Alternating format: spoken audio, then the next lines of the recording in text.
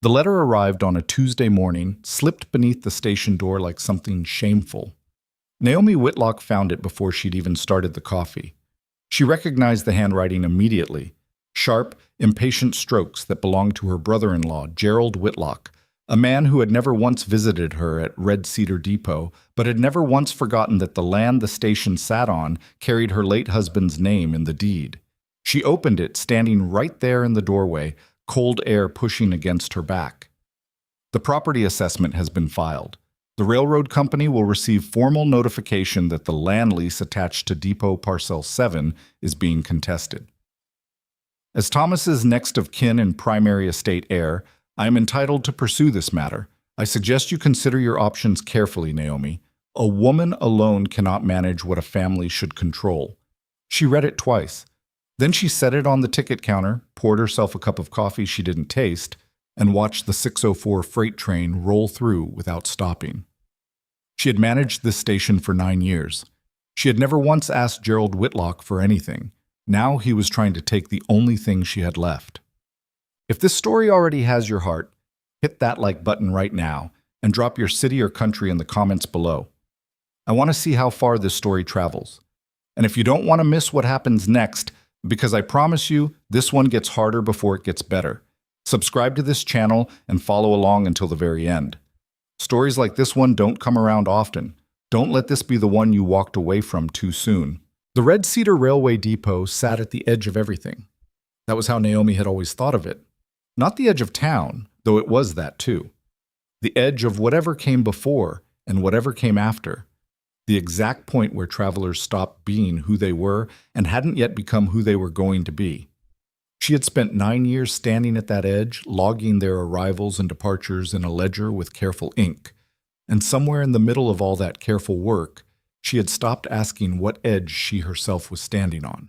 She was 56 years old. She wore her gray-streaked hair pinned back because loose hair collected soot from the engines, and she was a practical woman. Her hands had a roughness to them from splitting kindling and hauling freight crates and gripping the long-handled broom she used to clear the platform in all weather. She had a good memory for numbers and a poor memory for grievances, which served her well in a job that required the first and made the second a liability. Thomas had been dead for 8 years, 7 months, and some number of days she had stopped counting 2 winters ago because the counting had started to feel like bleeding. The depot had been his idea, originally. He'd had an eye for where the railroad would expand before most men in the territory understood what the expansion meant. He'd secured the land lease and the operating license, and spent the better part of 2 years building the station house by hand with help from 3 Navajo men whose names Naomi still knew and whose skill Thomas had never adequately compensated, a fact that had caused their only real argument in 22 years of marriage. Thomas had been a good man. He had also been a man of his time, which meant goodness and blindness sometimes lived in him side by side. When he died, a sudden thing, a heart that simply decided without warning, Naomi had walked into the station house the morning after his burial and opened the freight ledger and recorded the day's incoming shipment. She didn't know what else to do.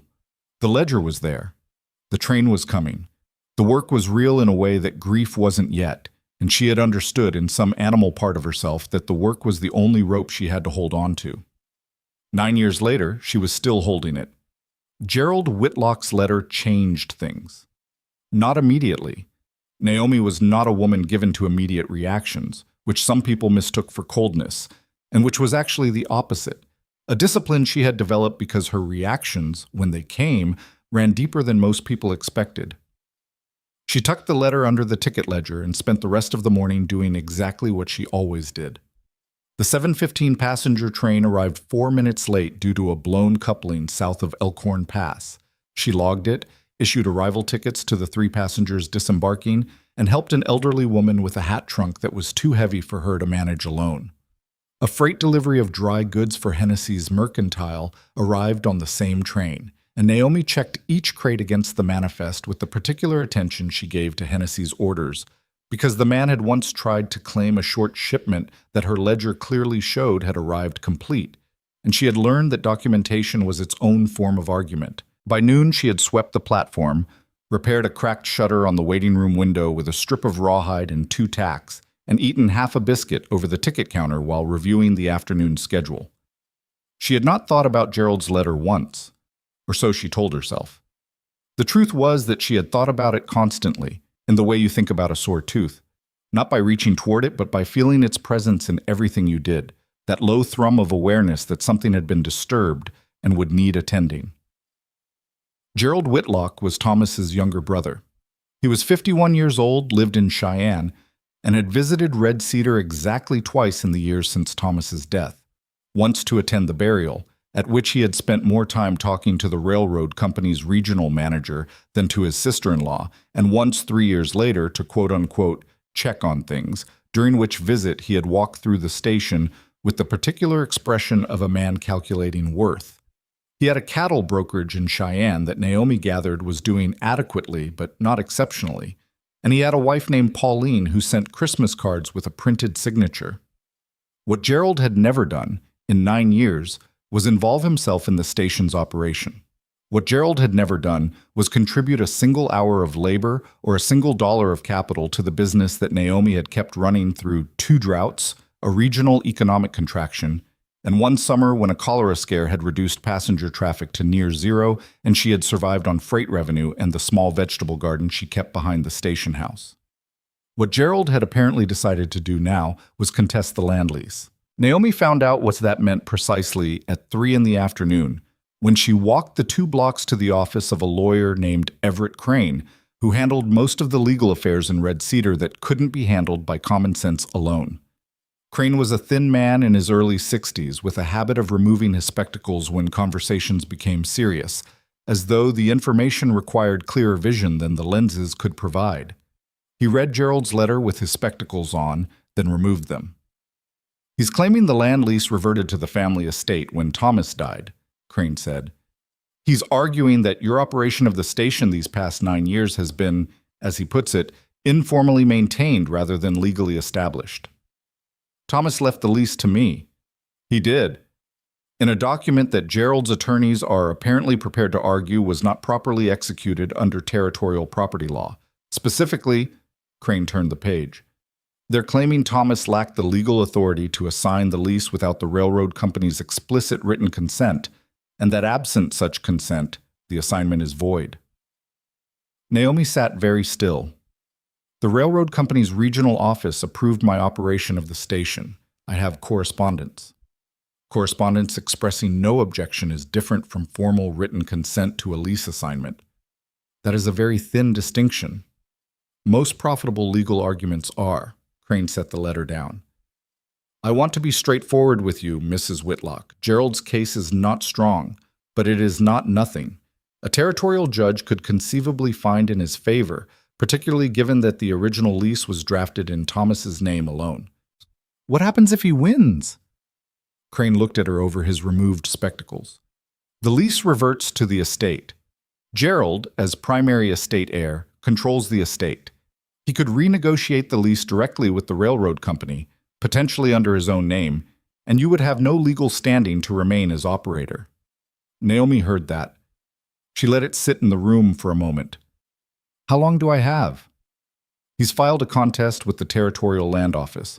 They'll schedule a hearing. I'd estimate 60 days, perhaps 90. And what do I need to prove?"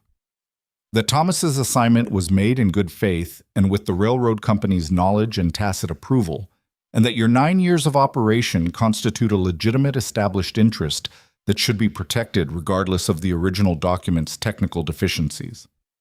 Crane put his spectacles back on.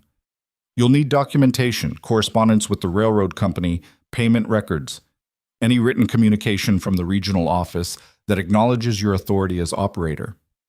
"I have all of that." "I expected you would." He almost smiled. "Mrs. Whitlock, in my experience, the people who survive these challenges are not the ones who are lucky. They're the ones who kept good records." She walked back to the station in the thin December light, past the general store and the farriers and the saloon, where someone was already arguing about something at 3:15 in the afternoon. She could feel the cold through her coat, the kind of cold that meant real snow before nightfall.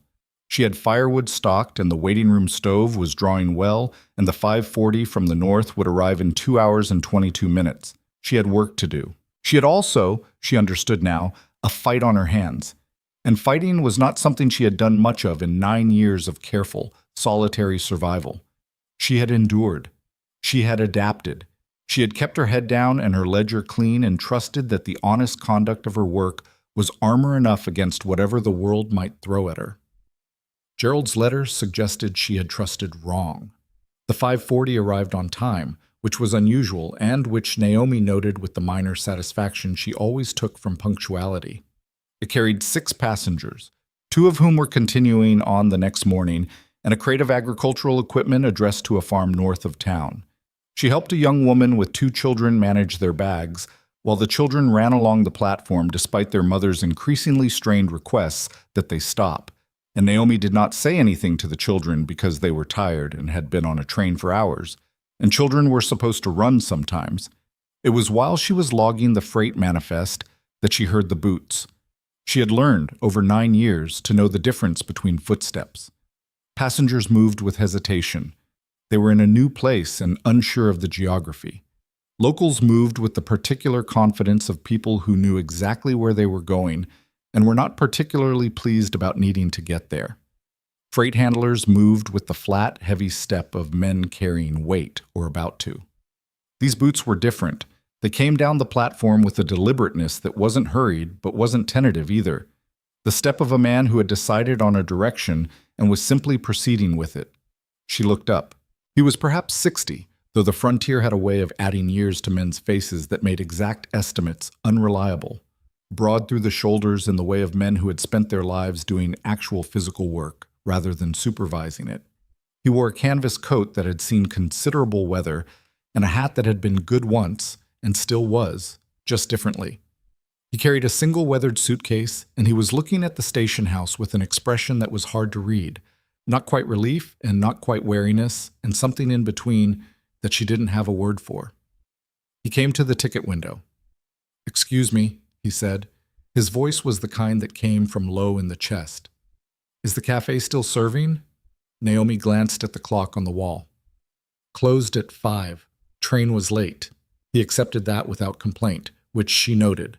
A lot of men, told they'd missed something, acted as though the missing were someone else's fault. "Didn't figure," he said. "Is there somewhere in town that's still open?" "The saloon serves food until 8. It's not the cafe, but it's hot." "Hot is enough." He set the suitcase down and rolled his shoulder slightly, the automatic gesture of a man who'd been carrying something too long. "Thank you." He didn't move immediately. He stood looking at the platform in the way people sometimes did when they'd arrived somewhere after a long travel and needed a moment before the next thing. "You looking for someone?" Naomi asked. It was a station mistress question, practical and without presumption. "No," he said. "Just arriving." He said the word with a slight awkwardness, as though arriving was an action he was still working out the implications of. "You bought land near here," she said. It wasn't a question. She'd seen the purchase notice in the county record the previous week. 240 acres northeast of town. Transaction through the Cheyenne Land Office. A name. Colton Graves. He looked at her with a slight shift in his expression. Not alarmed, but recalibrated. "News travels. Freight manifests mostly, but the county record sits on the counter when I don't have anything else to read."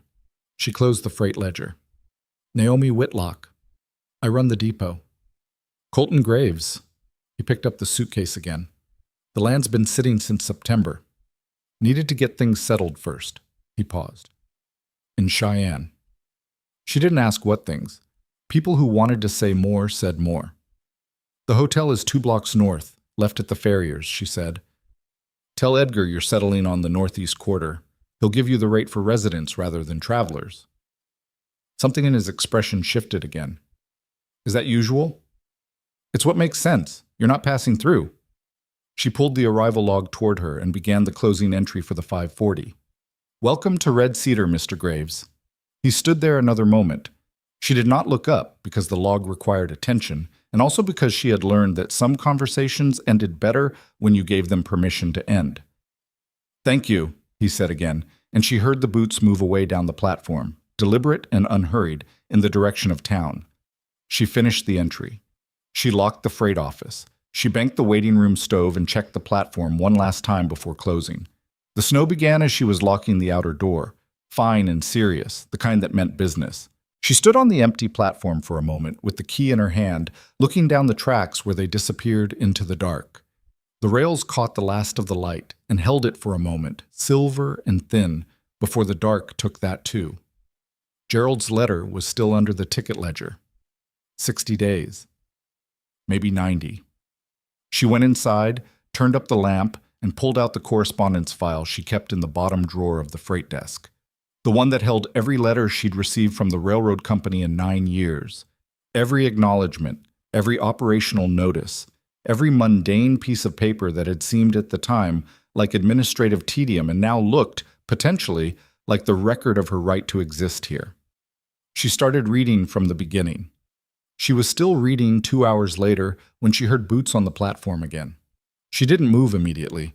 The last train had gone and she wasn't expecting anyone, and the hour was late enough that most visitors would have knocked rather than simply arrived on the platform.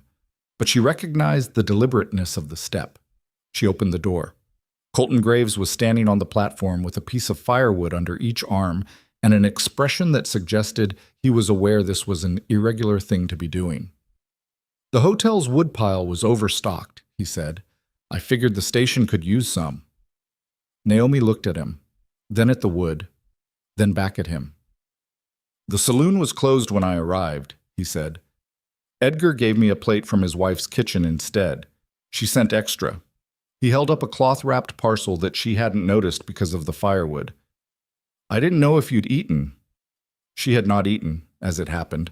The half biscuit at noon had been the entirety of the day's food, and she'd forgotten about supper in the correspondence file. She stepped back from the door and let him in. He set the wood down by the stove with the practiced efficiency of a man who had been feeding fires his whole life. He unwrapped the parcel on the ticket counter. Cold biscuits and salt pork and 2 pieces of dried apple cake. He looked at the papers spread across the desk and the open correspondence file and the lamp burning high against the night, and he did not ask a single question. "You eat," he said. "I'll feed the stove." She almost told him that she could manage. It was her first instinct. The 9 years of managing alone had built into something automatic. She started to say it. Instead, she sat down, pulled the cloth parcel toward her, and ate a biscuit while the stove began to draw and the station house filled with the dry warmth of a fire that someone else had made. Outside, the snow came down in the dark, serious and quiet, building on the rails and the platform and the edges of everything. She read the correspondence. She ate. She listened to the fire. She did not know yet what the next 90 days were going to cost her. But she knew, with the particular clarity that came from being bone-tired and unexpectedly not alone, that she was not going to lose this place. Whatever Gerald Whitlock thought he was entitled to, he had miscalculated. He had forgotten that the woman he was trying to displace had spent 9 years learning exactly how to hold on. He came back 3 days later. Not for any reason that required explanation, which was the part that caught Naomi off guard. Most men who returned to the depot returned for something specific: a freight claim, a ticket correction, a question about the schedule. They arrived with purpose visible on their faces and departed once the purpose had been satisfied.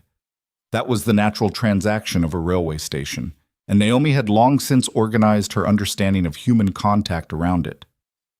Colton Graves arrived on a Thursday morning with a splitting maul over one shoulder and informed her, with the matter-of-fact tone of a man reporting weather, that her woodpile on the east side of the station house was going to run short before February, and he had timber he'd felled on his property that wasn't doing anything useful yet.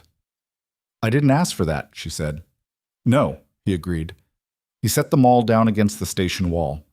"You got somewhere you need me to not put the wood?"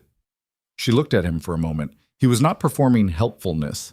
There was none of the eager quality of a man trying to impress. He was simply there with a maul and an assessment of her woodpile, and he seemed perfectly prepared to be told to take both and go. "Stack it along the south wall," she said, "away from the freight door." He nodded and went to get the first load from the wagon he'd left at the road. She went back to the freight manifest she'd been working on and told herself she was not watching him through the window. She was watching the road, which happened to be in the same direction. He split wood for 2 hours. He didn't come inside, and he didn't make conversation, and he didn't seem to require any acknowledgement of his presence beyond the initial transaction. When he finished, he put them all back in the wagon, stacked the split wood in a line along the south wall that was tidier than anything Naomi would have managed herself, and knocked on the freight office door. "Done," he said when she opened it. "I can see that." She hesitated, which was not something she did often. "Coffee's hot." It was the closest she came to thank you, and she suspected he understood that because he came inside without making anything of it. They drank coffee at the ticket counter while the 10:20 freight rolled through without stopping, shaking the windows in their frames the way it always did. "Land settling the way you wanted?" she asked. It was a station mistress question, neutral. "Slower than I'd like. The north fence line needs work before I can bring cattle in, and the well's further from the house than I'd prefer." He wrapped both hands around the cup. "It'll be what it is." "Where were you before?" "Colorado, mostly. Before that, New Mexico." He paused. "I had a ranch outside Pueblo for 12 years, sold it in September." She didn't ask why. The way he said September had something in it that suggested September was not simple. She knew something about months that weren't simple. "You have family?" she asked instead. "A daughter. She's in Denver, married, 2 boys." He said it with the particular pride of a man who was glad for his children, and also aware that gladness and nearness were different things. "You?" "No children." She refilled her own cup. "Thomas and we tried. It didn't happen." She didn't know why she'd said that. She didn't usually say that. It was the kind of private information she kept filed away like the correspondence letters, accessible only when actually required. Colton didn't respond with condolence, which she appreciated. He just nodded, one small acknowledgement that said, "I heard that," without turning it into something she'd have to manage. The 1020's rumble faded down the tracks. "The land office filed a contest against my lease," she said. It came out before she'd decided to say it, the way things sometimes did when you'd been carrying them alone for too long. He looked at her. "My brother-in-law." She set her cup down. "Thomas's brother in Cheyenne. He's claiming the lease assignment Thomas made to me wasn't properly executed. He wants to take it back to the estate." "Can he?" "My lawyer says it's not a strong case, but it's not nothing." She looked at the wall where the schedule board hung. "I have 60 days to build a defense. Maybe 90. What do you need?" The directness of it surprised her. Not that's terrible, or I'm sorry to hear it. Straight to the practical question, the one that actually mattered. "Documentation," she said. "Everything that proves the railroad company knew I was operating this station and accepted it. 9 years of correspondence and records." She paused. "And probably a lawyer who's better at this than Crane." "Crane's not good?" "Crane is fine for a town this size, but territorial property law is a different matter. I need someone who knows how the land office works, how the railroad company's legal department thinks." She said it plainly, without self-pity. It was a problem with a shape, and she was learning the shape of it. "The nearest person who might qualify is in Laramie." Colton was quiet for a moment. "I know someone," he said. "In Cheyenne, actually. Name's Harlan Foss. He handled some land disputes for a rancher I knew in Colorado. Complicated ones, railroad easement issues. He's not cheap." "How not cheap?" He named a figure. Naomi kept her expression even, which took some effort. "I'll think about it," she said. He didn't push. He finished his coffee and stood up and picked up his hat from the counter where he'd set it. He was almost at the door when she said, without fully intending to, "How do you know he's still in Cheyenne?" Colton stopped. "I don't. I know he was there in October." He turned back slightly. "I could write and find out." "You don't need to do that." "I know I don't." He put his hat on. "I'll let you know what he says." He left before she could object to that, which she suspected was intentional. She stood in the empty station house listening to the wagon move off down the road and felt something she hadn't felt in a long time, the particular discomfort of someone doing something for her without being asked and without wanting anything back for it. She didn't know what to do with that. She put the coffee cups away and went back to the freight manifest and spent the next 20 minutes writing the same column of figures 3 times before they added up correctly. The letter from Gerald arrived 4 days after that. It was not from his lawyers this time.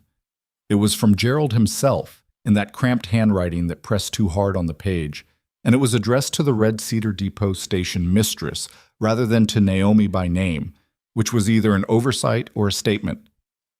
I want you to understand that this is not a personal matter. The estate's assets need to be properly managed. Thomas would have understood that better than anyone. I'm prepared to discuss a reasonable arrangement in which you might continue in a limited operational capacity under proper oversight, if that would serve your situation. Limited operational capacity under proper oversight. Naomi read that sentence 4 times. She set the letter down very carefully on the ticket counter. She went out onto the platform and stood in the cold morning air for approximately 90 seconds. Then she went back inside, took the letter, folded it precisely in thirds, and added it to the correspondence file with the others. She had learned something in 8 years of managing a railway depot. The moment you let anger run loose in a situation that required precision, you lost ground. Gerald wanted her angry. Anger made people reactive, and reactive people made mistakes, and mistakes created openings. She was not going to give him an opening. What she was going to do was write to Harlan Foss in Cheyenne, and she was going to build the most complete documentation record the Territorial Land Office had ever received, and she was going to do it with the same attention she gave to the freight manifests, methodically, completely, without drama. She was also, she admitted to herself as she pulled out her writing paper, going to have to find money she didn't currently have to pay for a lawyer who operated at the level this required. The depot's income was steady but not generous. She had savings, carefully maintained, never touched except for real emergencies, and this qualified. But she'd need to be precise about it. She was midway through the letter to Foss when the door opened and Ruth Hennessy came in, which was not a normal occurrence. Ruth ran the mercantile with her husband Dale and had no particular reason to visit the depot outside of freight pickups, which Dale handled himself. Ruth was a direct woman in her late 50s who wore her opinions plainly. She sat down in the waiting room chair across from Naomi's desk without being invited, which was also characteristic. "I heard about Gerald's filing," she said. News in Red Cedar moved at a speed that continued to impress Naomi despite 9 years of evidence. From who? Crane's wife mentioned it to Patterson's wife at the dry goods counter. Ruth waved a hand. "You know how it goes. The whole town knows by now." "That's helpful," Naomi said, with a flatness that suggested she found it the opposite. "Don't get prickly. I came because Dale and I want to help." Ruth folded her hands in her lap with the decisiveness of someone who has already had the relevant internal debate. "We've been receiving freight through this station for 11 years. We have records of every transaction, every correspondence with your office. If you need documentation of the railroad company's acknowledgement of your authority as operator, our business records will show it." Naomi stopped writing. "Dale's talked to Abe Cartwright at the feed store and to Patterson," Ruth continued. "They're willing to do the same. Between us, we've got 11 years of freight transactions that all go through you. Invoices, correspondence, signed receipts." She looked at Naomi steadily. "Gerald Whitlock can claim Thomas's paperwork was deficient all he wants. He's going to have a harder time arguing that 3 established businesses in this town have been operating under a fiction for over a decade." Naomi looked at her for a long moment. "You didn't have to do this." "No," Ruth agreed. "But we're doing it anyway, so let's not spend a lot of time on that part." She stood up. "Crane's office, Friday afternoon. Bring your correspondence file. We'll bring ours." She left. Naomi sat very still in the empty station house. She had spent so long thinking of herself as alone in this that she had forgotten, somewhere along the way, to notice that she wasn't. Not entirely. Not in the ways that actually counted. She went back to the letter to Harlan Foss and finished it. Colton came back on Saturday morning. This time he had a reason. Legitimate freight, a shipment of fence wire he'd ordered from the Laramie supplier. But he stayed after the freight was loaded onto his wagon and came inside with the manner of a man who had something to say that was separate from fence wire. Foss wrote back, he said. He put a folded letter on the counter. "He remembers the railroad easement case I mentioned.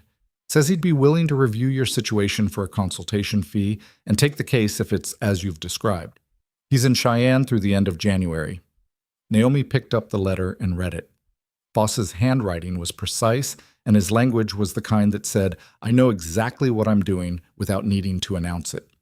He named his consultation fee, which was manageable, and outlined his approach to land lease contests with a specificity that Crane's assessment had lacked. "How did you contact him?" she asked. "Wrote him the same day I told you about him." Colton said it without apology. "I figured you'd think about it until you convinced yourself you couldn't afford it, so I wanted to at least find out if he was available." Naomi looked up from the letter. "That was presumptuous." "Yes." He didn't argue the point. "Was I wrong about the thinking yourself out of it part?" She set the letter down. She had in fact spent 3 days running the figures and arguing with herself about the fee. "No," she said. "You weren't wrong about that." "He's good," Colton said. "I watched him take apart a railroad company's argument in about 40 minutes. The other side's lawyer looked like he wanted to crawl under the table." "I've scheduled a meeting with Crane and 3 of the local businesses Friday afternoon. They're willing to provide their transaction records as supporting documentation." Something shifted in Colton's expression.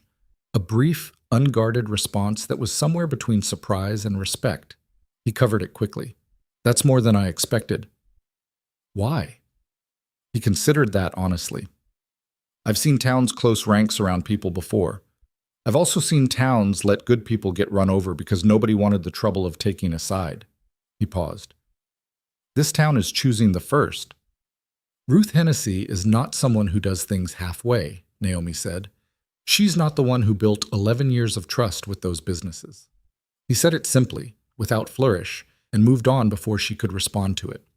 "What do you need from me, practically?" "Nothing," she said. The word came out too quickly. She adjusted. "I don't know yet. I need to see what Foss says." He nodded. He picked up his hat and started for the door. Outside, the December sky had the flat gray ceiling that meant serious weather within the week. Colton. It was the first time she'd used his first name, and she heard herself do it and didn't pull it back. He stopped. The letter to Foss. "Thank you." He stood with his back still half turned. "Don't thank me yet. Wait and see if he's worth the money." He went out to the wagon, and she listened to the fence wire clank and settle as he drove away. She wrote to Harlan Foss that afternoon. The Friday meeting at Crane's office was not what she'd expected. She had expected 3 business owners, their records, and a lawyer. What she got was 3 business owners, their records, 2 other merchants she hadn't been told about. The county recorder named Abilene Marsh, who had come purely on her own time because, as she put it, she had certified more transactions through the Red Cedar Depot than she could count, and she wanted to be useful, and Ruth Hennessy, who had apparently spent the week organizing everyone. Crane's small office became genuinely crowded. People stood along the walls with their record books. The coal stove in the corner worked hard. Naomi sat at Crane's desk and went through the documentation in a way she hadn't allowed herself to do before. Not just as a collection of papers, but as a story, a continuous account of 9 years in which she had operated the station in full and open view of everyone around her. The railroad company had addressed correspondence to her by name and title. The county recorder had processed transactions through her office. 3 generations of freight customers had signed receipts that bore her signature. It was not a secret operation or an informal arrangement. It was a record. She watched Crane go through it with the particular focus of a lawyer who is discovering that a case he'd considered marginal has more body to it than he'd realized. He made notes. He asked questions. He put certain documents in a separate stack, and then that stack got larger. "I need to be honest with you," he said when they were done, and the merchants had gone and it was just Naomi and Ruth and Crane back in the office. "When you first came to me, I thought Gerald had a genuine technical argument. Looking at this," he gestured at the stacks, "I think he has a technical argument that 9 years of uncontested public operation has substantially undermined." He paused. "With a good territorial lawyer presenting this, his case gets considerably harder." "I've written to Harlan Foss," Naomi said, "in Cheyenne." Crane was quiet for a moment. "That's the right choice," he said, which was the most generous thing she'd ever heard a lawyer say about being replaced. Ruth walked back to the depot with her. The cold had come in earnest now, and their breath showed in front of them, and the street was mostly empty. "You know people were talking," Ruth said, not unkindly. About the lease contest? About that. Ruth paused in her characteristic way, a small gathering of thought before directness. And about Colton Graves? Naomi kept walking. People have noticed he's been at the depot, Ruth said. More than freight would account for. I'm not telling you to make you uncomfortable. I'm telling you because if you don't know people are talking about it, you'll be surprised when someone says something to your face. What are they saying? The usual foolish things. That he's taking advantage, that a man his age coming around a widow woman must want something. Ruth's voice carried a particular edge. I've been telling people they're being idiots, but you should know the conversation is happening. Naomi walked another half block before she answered. He brought firewood, she said, and he found me a lawyer. That's the sum of it. I know that. I'm 56 years old. I'm not. She stopped. She wasn't sure what she'd been about to say, and she didn't find it quickly enough to say it naturally, so she let the sentence die. Ruth glanced at her sideways. You don't have to explain anything to me. I'm not explaining. She stopped again. I don't know what I'm doing. It was the most honest thing she'd said out loud in weeks, and it surprised her to say it on a cold street in the middle of town. Ruth Hennessy was not a person she confided in, generally. Ruth Hennessy was a person she conducted business with and respected and kept at the appropriate distance of a small-town professional relationship. But Ruth just nodded, without making it bigger than it was. That's usually where things start, she said, and turned at the corner toward the mercantile. Naomi stood on the platform for a moment before going inside. The tracks ran east and west and disappeared in both directions into the coming dark. She had stood in this exact place thousands of times in 9 years and watched things arrive and depart, and she had thought she understood precisely what she was watching. Transitions, passages, other people's beginnings and endings. She had stopped expecting any of those things to be hers. She went inside. She built up the stove. She pulled out the correspondence file and added the notes from Friday's meeting and organized the documentation stack in the order Foss would need to see it. She worked until the last lamp oil was nearly gone, and then she sat in the near dark for a while with the station quiet around her and the wind off the mountains pushing at the eaves. Colton came back Monday, and this time he didn't pretend there was freight. He knocked on the freight office door at mid-morning, and when she opened it, he was holding 2 cups of coffee from the cafe down the street, which meant he'd planned this before arriving. She stepped back and let him in. They sat at the ticket counter, and he told her he'd had a reply from Foss, who had apparently also written to Colton to say he'd received Naomi's letter and would take the case. And they talked through what Foss had outlined and what documentation he'd need and what the likely timeline looked like.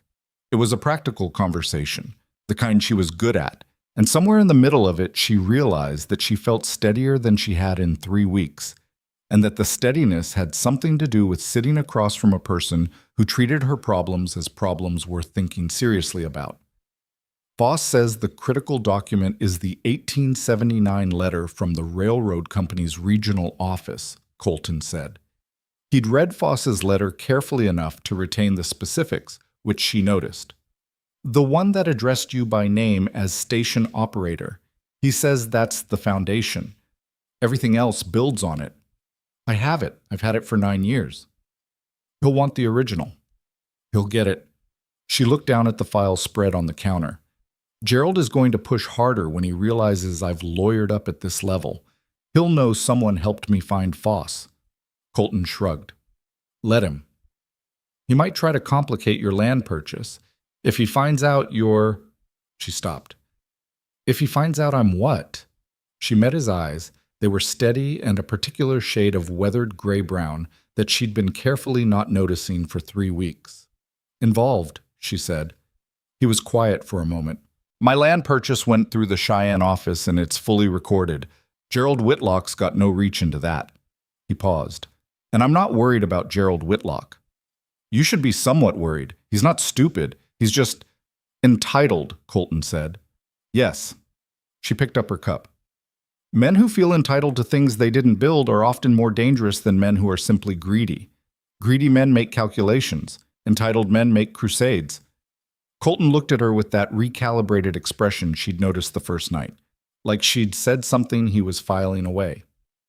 That's exactly right, he said. The 11:45 freight came through and shook the windows, and they both waited for it to pass. And then they kept talking, and at some point the conversation moved from Gerald Whitlock and Harlan Foss to the fence line on Colton's north property and the water table issues and whether the soil in the east section would support the winter rye he was planning. She knew something about local soil because 9 years of freight manifests had taught her what people in this county were planting and what they were importing and what the land would and wouldn't do. She told him about the Beatty farm 3 miles north that had tried winter rye for 5 seasons and then switched to hardy oats and hadn't looked back. She told him the name of the man who'd sold the Beatty family the starter seed, who was still operating out of Laramie. She gave him the freight contact for an agricultural supplier she'd been routing equipment through for 6 years.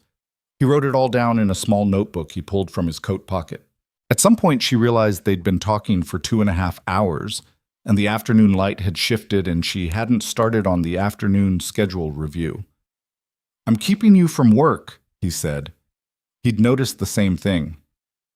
"I'm keeping myself from work," she said. "Don't take credit for it." He almost smiled.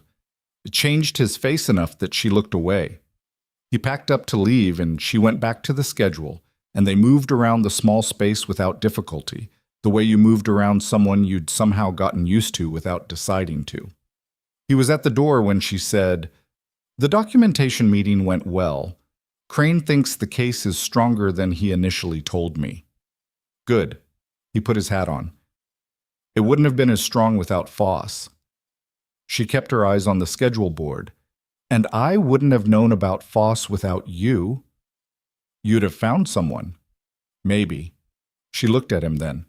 "But not in time." He stood there a moment with his hand on the door frame, and she could see him working out whether to say something and deciding against it, which she thought was probably the right decision because she was not ready for whatever that something was going to be, and some part of her suspected he knew that.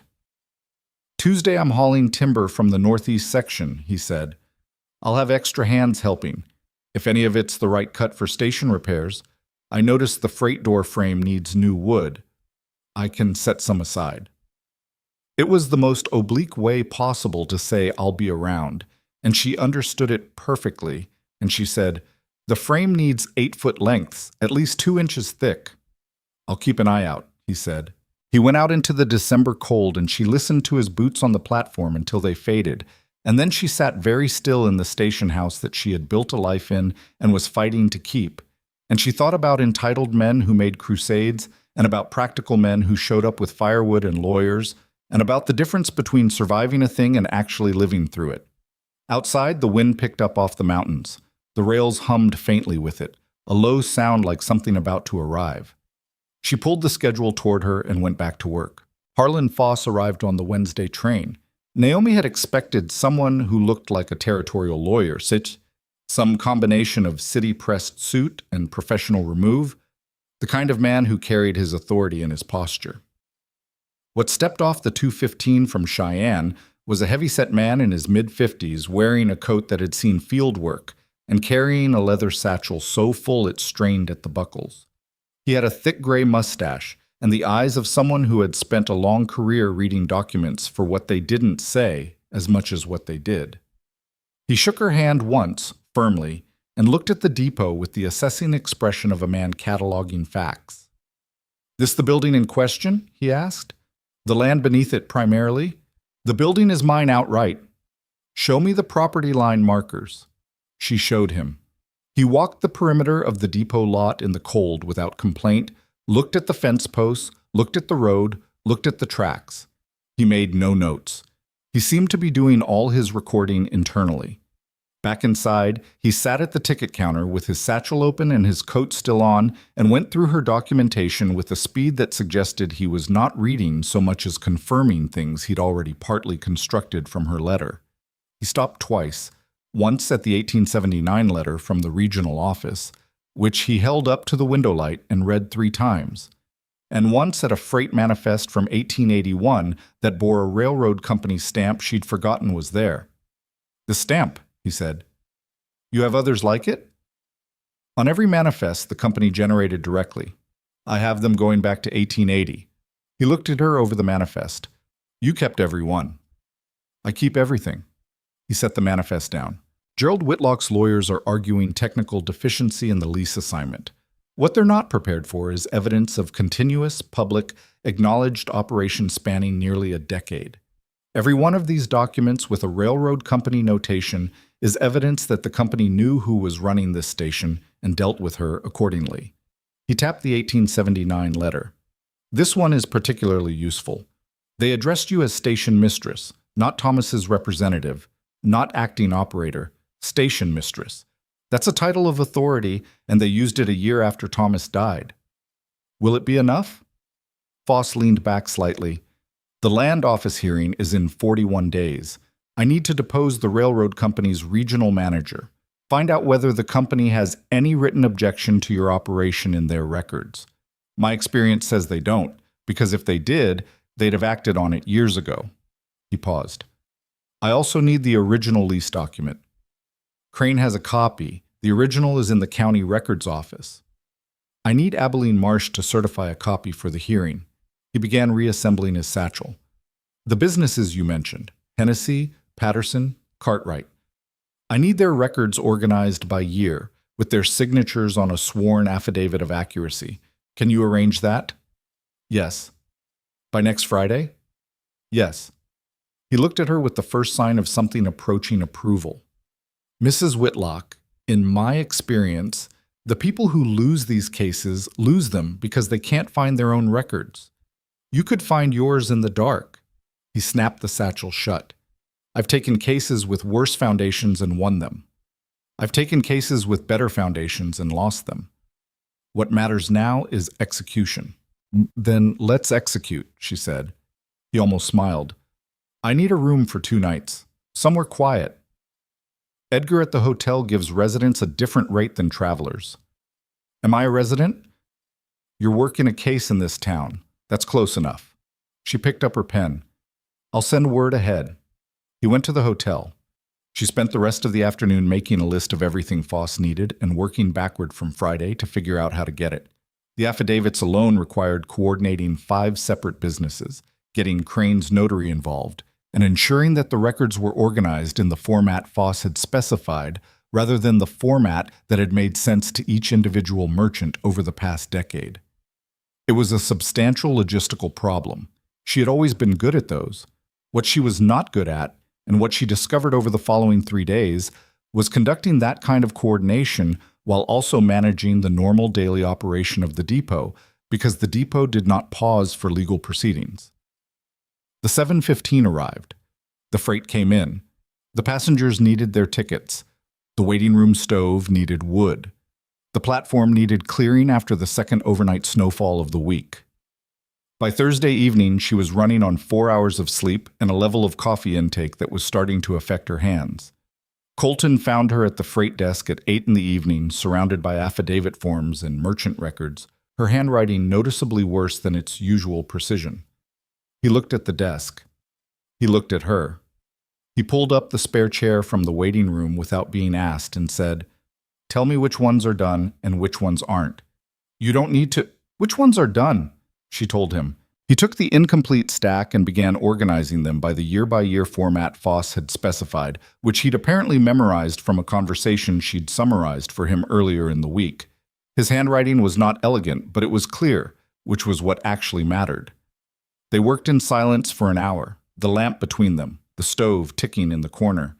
Outside, wind moved across the platform and occasionally rattled the door in its frame. "Patterson's records for 1882 are missing the October manifest," she said, not looking up. "He mentioned that when I stopped by his store this afternoon." Colton turned a page. "He found it filed under November by mistake. He's bringing it in the morning." She looked up. "You went to Patterson's?" "And Cartwright's. Hennessy I knew Ruth had under control." He kept his eyes on the document in front of him. "Cartwright was confused about the affidavit format. I explained it." She sat with that for a moment. "When did you stop by?" "Mid-morning, before I came here." "You came here earlier?" "You were in the middle of ticketing the 10:20 passengers. Didn't seem like the right time." He flipped to the next page. "The 1883 freight logs. Are these in the right order?" She looked. They were. She went back to her own stack. The lamp flickered once and steadied. "People are still talking," she said. It came out without particular introduction, which was becoming a pattern with him. Things she hadn't fully decided to say arriving in the conversation anyway. "About the case? About you being here?" She kept working. "Someone said something to me at the Mercantile yesterday. One of Dale Hennessy's suppliers passing through. He said—" She stopped, reorganized the sentence. "He asked if you were my nephew." Colton was quiet. "When I said no, he got this look." She set down the pen. "Like he was running calculations." "What kind of calculations?" "The uncharitable kind." She picked the pen back up. "He's not the first. Ruth warned me weeks ago. I just hadn't had it said directly to my face before." "What did you say to him?" "I told him Mr. Graves was assisting with a legal matter and that the freight office was a place of business, not a social forum." She looked at the document in her hand, not really seeing it. "He had the sense to look embarrassed." Colton turned another page. "Does it bother you? What people think?" She considered the honest answer, which took a moment to locate because her first instinct was to say no in the way she'd learned to say no to things that were inconvenient to admit. "I spent a lot of years not caring what people thought," she said. "I got good at it. It was useful." She paused. "It's different when it's about something real, when there's something to actually protect." He looked at her then. The lamp put shadows on the angles of his face and made him look older and also more present somehow, more actually in the room than most people managed. "Is there?" he asked. "Something real." The question sat between them with the directness of the man who had asked it. No drama, no posturing, just an honest question that required an honest answer. She looked at the freight forms. She looked at the lamp. She looked at the 9 years of correspondence stacked in the file drawer across the room, the paper record of a life she'd built out of practicality and loss, and the particular stubbornness of a woman who didn't know any other way to survive. "I don't know yet," she said. He nodded, once, and went back to the documents. He didn't push it further, and she didn't offer more, and they kept working, and the wind kept moving across the platform, and the stove kept ticking, and neither of them said anything for a long while that wasn't about affidavit formats and freight manifests. It was the most honest conversation she'd had in years. Foss came to the depot Friday morning with the organized energy of a man who had already been working for 3 hours. He went through the completed affidavit package in 20 minutes, asked 4 precise questions, and declared it sufficient. He looked slightly surprised, which Naomi suspected was not an expression that crossed his face often. "This is more complete than I expected," he said. "You said by Friday." "Most people mean approximately Friday." He packed the affidavits into his satchel. "The railroad company's regional manager is named Sutcliffe. He's based in Denver but makes monthly rounds. He'll be in Laramie next week. I'm going to meet him there." He paused. "I don't expect resistance from the company. They have no interest in destabilizing an operator who's been running a functional station for 9 years. But I want Sutcliffe's formal statement before the hearing." "What happens if Gerald escalates before the hearing?" Foss looked at her with the measured directness she'd come to appreciate. "He may try. His lawyers could file for an injunction, an attempt to restrict your operation pending the hearing's outcome. It's a long shot, and it would likely be denied given the strength of your documentation, but it's possible." He snapped the satchel shut. "If that happens, you call me immediately, and I file a counter motion within 24 hours. Don't let Crane handle that part. Crane knows that." "Good." He stood. "Mrs. Whitlock, I've been doing this work for 23 years. I've seen people lose what was rightfully theirs because they couldn't organize their case in time, because they didn't have the right help, or because they panicked and made decisions that opened gaps." He looked at her steadily. "You have the documentation, you have a lawyer, and you clearly don't panic. The next 40 days are about not making mistakes. Can you do that?" "I've been not making mistakes for 9 years," she said. "I'm fairly practiced." He left on the afternoon train. She watched it go from the platform and felt the particular post-crisis fatigue of someone who had been running hard and now had to sustain the pace rather than accelerate it. She was still on the platform when Colton's wagon came up the road. He wasn't expected. She hadn't known he was coming. And he had 2 of his ranch hands with him and a load of timber in the wagon bed. And he pulled up to the side of the station house and called out, 8-foot lengths, 2 inches. Where do you want them? She stared at him. The freight door frame, he said. You mentioned it 3 weeks ago. She had mentioned it once, in passing, as the most oblique possible way of saying something else entirely, and he had remembered it with the specificity of a man who listened more carefully than he appeared to. South side of the station house, she said. I'll show you. He showed the hands where to unload, and she showed him the freight door frame, which was worse than she'd let herself think about given everything else on her mind. The wood had been compromised by moisture, and 2 of the joints had started to separate. That needs to come out, Colton said, looking at the frame with a carpenter's assessment rather than a ranch hand's. You can't just sister new wood to that. The whole frame needs replacing. I know. I can do it Saturday if you've got the hardware. Colton. She said his name the way she'd learned to say it, without emphasis, which somehow made it more direct. You can't keep. I know I can keep doing whatever I decide to do, he said, and it wasn't sharp, just factual, the way he said most things. I'm not doing it because I think you can't manage. I'm doing it because the frame needs fixing, and I have the skills and the timber and a Saturday with nothing scheduled. He looked at her. If it bothers you that much, you can pay me in coffee. She looked at the frame. She looked at him. She thought about the last time someone had fixed something for her simply because it needed fixing, and they were capable of fixing it, and how long ago that had been, and how she'd spent 9 years interpreting every offered hand as a potential obligation or an implicit statement about her limitations. Coffee, she said. And whatever's left of the apple cake Ruth brought last week. He nodded. Deal. The hands finished unloading. Colton drove them back to the ranch. She went inside and made a note in the maintenance log about the freight door frame repair. Date scheduled. Materials provided. Contractor. Colton Graves. Compensation, coffee and cake. Because she logged everything. And because writing it down made it real in the way that kept things from becoming something other than what they were. She wasn't entirely sure what they were, but she was sure they were something. The second letter from Gerald arrived the following Tuesday, and this one wasn't from him personally. It was from his attorneys, a firm in Cheyenne that Naomi didn't know, but whose letterhead suggested they billed at rates that didn't leave room for small cases. The letter informed her that Gerald Whitlock was requesting that she voluntarily suspend freight operations at the depot pending resolution of the lease contest, on the grounds that continuation of operations under a disputed lease represented ongoing legal liability. She read it twice. She set it down. She picked up the telegraph form from the counter and sent a wire to Harlan Foss in Laramie. His reply came back inside 3 hours. Voluntary suspension request has no legal force. Continue normal operations. Counter letter going out today from my office. Do not respond to their letter directly. Foss.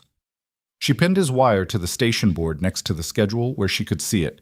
Then she went out to the platform and swept snow off the boards that didn't particularly need sweeping because she needed to move, and the platform was where she went when she needed to move. Ruth Hennessy came to find her an hour later, having apparently heard about the new letter through whatever information network Ruth maintained that Naomi had never fully mapped. What does Foss say? Ruth asked, without preliminary. That it has no legal force and to keep operating. Good. Ruth pulled her coat tighter. Dale is furious, by the way. He says if Gerald Whitlock sets foot in Red Cedar, he'll personally escort him to the county line.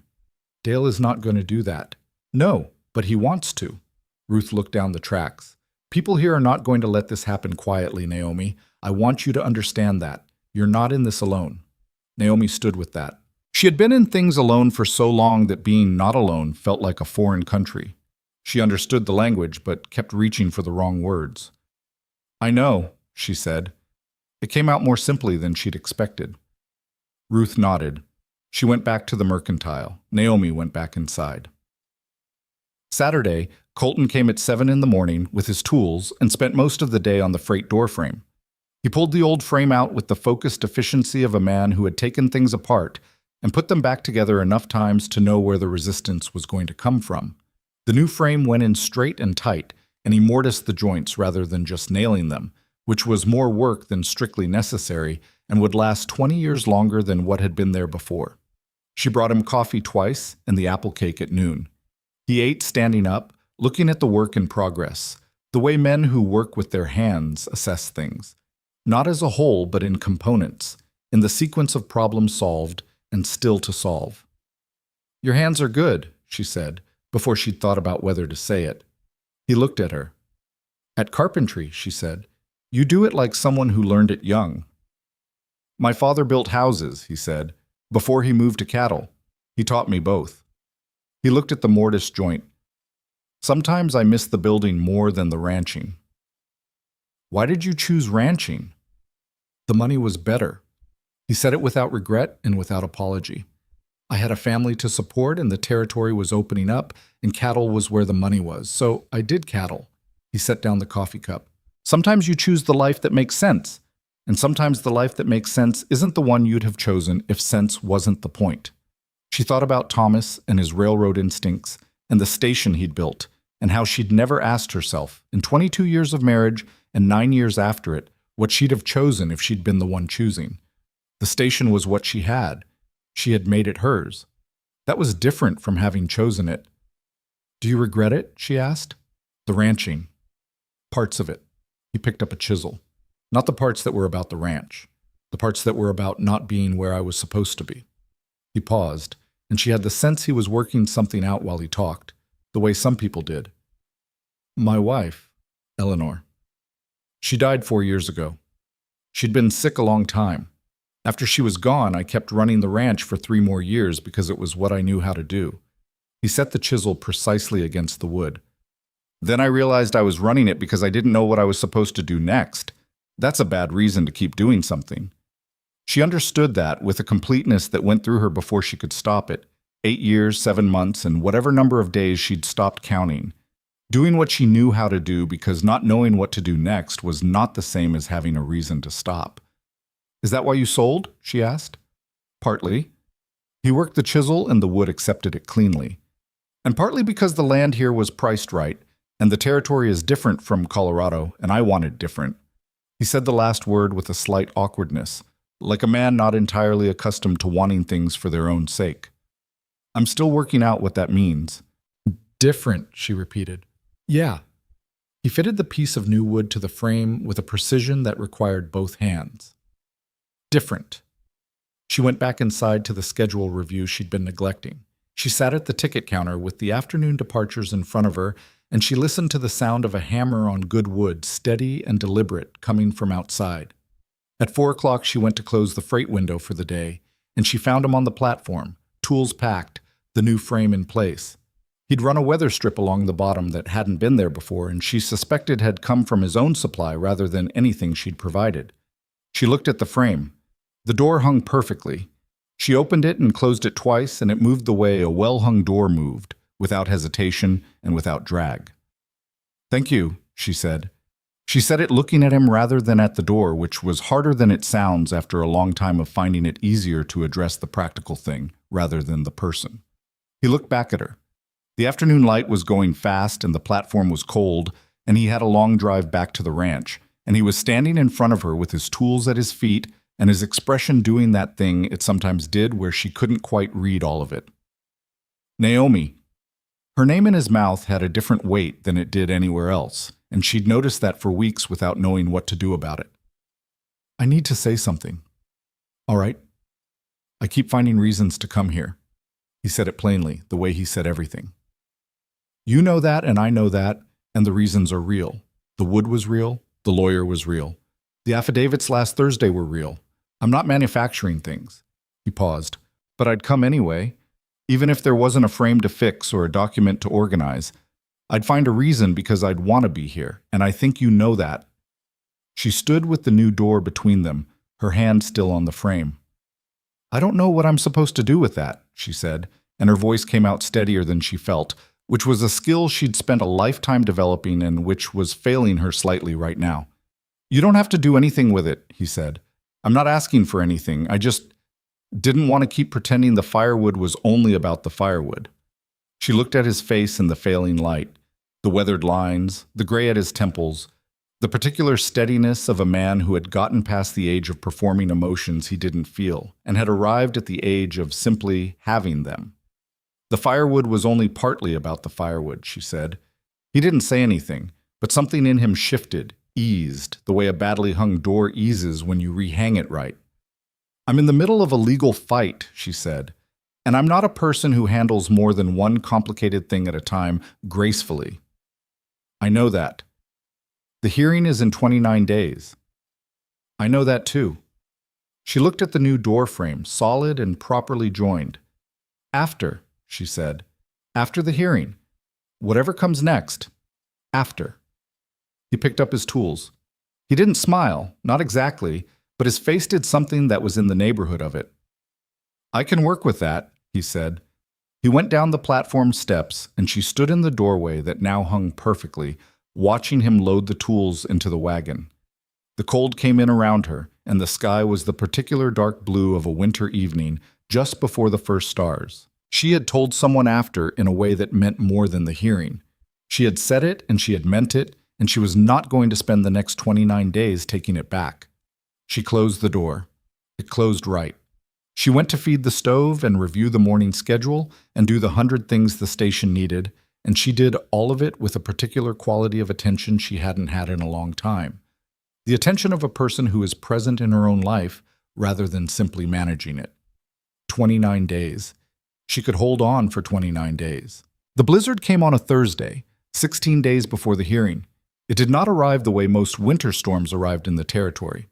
With a day's worth of warning, a shift in the air pressure, clouds building from the northwest in a way that experienced people recognized and prepared for. This one came from the east, which was unusual, and it came fast. And by the time the morning freight from Laramie pulled into Red Cedar Depot at 7:10, the sky had already gone the particular yellow-gray that meant serious trouble was closer than the schedule allowed for. Naomi had been watching that sky since before dawn. She'd fed the station stove earlier than usual and pulled the emergency blankets from the storage locker under the freight desk and done the mental inventory she'd learned to do in her first winter managing the station alone: food, fuel, lamp oil, water in the cistern before the pipes could freeze. She'd sent a wire to the next station north at 5 in the morning asking about conditions on the line. The reply came back at 6:15. Track passable now. Conditions deteriorating rapidly. Advise caution. The 710 freight carried a conductor named Briggs, who'd been running this line for 6 years, and who read weather the way Naomi read freight manifests, with professional attention and without drama. He swung down from the car and looked at the sky and said, without greeting, "How bad do you think?" "Bad," she said. "The eastern approach makes it worse. We won't have the mountains breaking it. I've got 11 passengers on the 845 northbound." "Cancel it." He looked at her. "Briggs, if the 845 gets caught between here and Elkhorn Pass in whatever that is," she gestured at the eastern sky, "those passengers are in an unheated car on an exposed track with no shelter within 5 miles. Cancel it and put the passengers here." He was quiet for about 4 seconds. "The company's not going to like that. The company's not out here looking at that sky." He sent the cancellation wire from the depot's telegraph at 7:23. By 8 o'clock, the 11 northbound passengers had been informed of the delay and were settling into the waiting room with the specific mix of resignation and anxiety that stranded travelers carried. By 8:30, a southbound passenger train that should have continued to Cheyenne pulled in with the conductor making the same calculation Naomi had made and arriving at the same answer. That train carried 19 people, 30 passengers in a waiting room built for 12. And the sky, by 9 o'clock, had gone from yellow-gray to the flat, suffocating white that meant the storm was no longer coming. It was here. Naomi moved through the station with the focused calm she'd learned was the only useful response to situations that exceeded their container. Panic was a luxury, and sentiment was a distraction, and what the next several hours required was a clear sequence of decisions made in the right order. She found the youngest of the stranded passengers, a boy of about 14 traveling alone, which was its own problem she'd address when she had a moment, and told him his job for the next 3 hours was keeping the waiting room stove fed from the woodpile on the south wall. She described exactly how to do it, how much wood, how often, what signs to watch for that the stove was drawing badly. He listened with the focused attention of a boy who was scared and needed something useful to do. She left him to it. She found the two conductors and the freight handler from the northern train and organized them into a practical chain, one to manage the passenger area, one to coordinate with the platform, one to handle the telegraph, which was going to be busy. She put herself on the telegraph because she was faster than any of them and because the messages going out needed to be precise. She sent wires to both station masters on either side of Red Cedar, to the railroad company's regional dispatch in Denver, and to the county sheriff's office. The dispatch wire was factual and without apology. Northbound 845 and southbound 1110 suspended at Red Cedar. 30 passengers sheltering in depot. Storm conditions severe. Tracks impassable until further notice. Whitlock, station mistress. The reply from regional dispatch came back in under 10 minutes. Acknowledged. Confirm passenger count and conditions every 6 hours. Good work on early call. She pinned that wire next to Foss's on the station board. It would matter later in ways Gerald Whitlock hadn't anticipated. By 10 o'clock, the wind was doing something that qualified as violent. Not steady pressure, but gusting in waves that hit the station house hard enough to shift things on the shelves. The temperature had dropped 15 degrees in 2 hours. Naomi could feel it through the walls. She was in the middle of rationing the station's food supply. 2 days' worth for one person needed to stretch for 30, which was a solvable problem but required honest arithmetic. When she heard boots on the platform, she knew those boots. She opened the door. Colton came in with snow on his shoulders and across his hat brim, and an expression that said he had ridden through the beginning of that storm to get here, and he was not going to discuss whether that was sensible. Behind him were two of his ranch hands, and behind them, emerging from the white, were three other men she recognized, Abe Cartwright from the feed store, and two of Cartwright's hired men, and behind them still a wagon loaded with what appeared to be feed sacks, firewood, and a substantial quantity of preserved food. Cartwright's wife packed everything she had on hand, Colton said, before Naomi could speak. There are more ranches within 2 miles that can bring supplies once the first wave passes. I sent riders before I came. She looked at the wagon. She looked at him. She was not going to stand in the doorway of the station house she'd spent 9 years running and feel overwhelmed by the fact that people had come, so she moved aside and said, "Get it inside before it freezes. Food in the freight office, wood to the south wall." He passed her with snow still melting off his coat and got to work. The next 3 hours were organized chaos, which was the only kind of chaos Naomi could tolerate. The freight office became a supply room. The waiting room was reorganized to fit 30 people with reasonable comfort, which required moving the freight desk against the wall and bringing in every bench from the platform. Cartwright's men turned out to include one who'd worked as a cook on a cattle drive, and who took charge of the station's small iron pot with the efficiency of a man accustomed to feeding large numbers under bad conditions. Colton worked without being directed. This was the thing about him that she'd noticed from the first night with the firewood. He assessed what needed doing and did it without requiring assignment, and he did it without taking over, which was the harder skill. He reinforced the freight door frame to Asso, the new one he'd installed 2 weeks earlier, against the wind pressure with 2 cross braces that he fashioned from lumber in the station's spare materials. He checked the stovepipe on the roof, which required climbing out there in wind that was doing 40 miles an hour at minimum, a fact that made her stomach tighten in a way she didn't examine too closely. He came back in with ice in his eyebrows and reported that the pipe was clear and the cap was secure. "Don't do that again," she said when he came down. The pipe needed checking. "Send someone younger next time." He looked at her with one eyebrow raised. "I'm not that old." "You're old enough to know better than to climb roofs in a blizzard. So are you, and you would have done it yourself if I hadn't." She didn't answer that because he was right. By early afternoon, the storm had settled into its full weight. The visibility from the station windows was down to approximately 15 feet. The tracks had disappeared under snow and would need a plow train before any rail traffic moved. The 30 passengers in the waiting room had organized themselves with the particular social efficiency of people who are stuck together and have accepted it.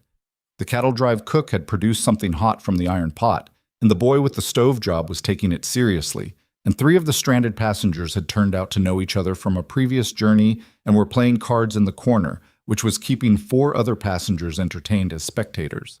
Naomi moved through the space doing the running assessment that never fully stopped. Fuel levels, food supply, mood of the room, state of the telegraph line.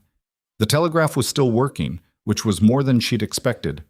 She sent the 6-hour update to regional dispatch and received confirmation.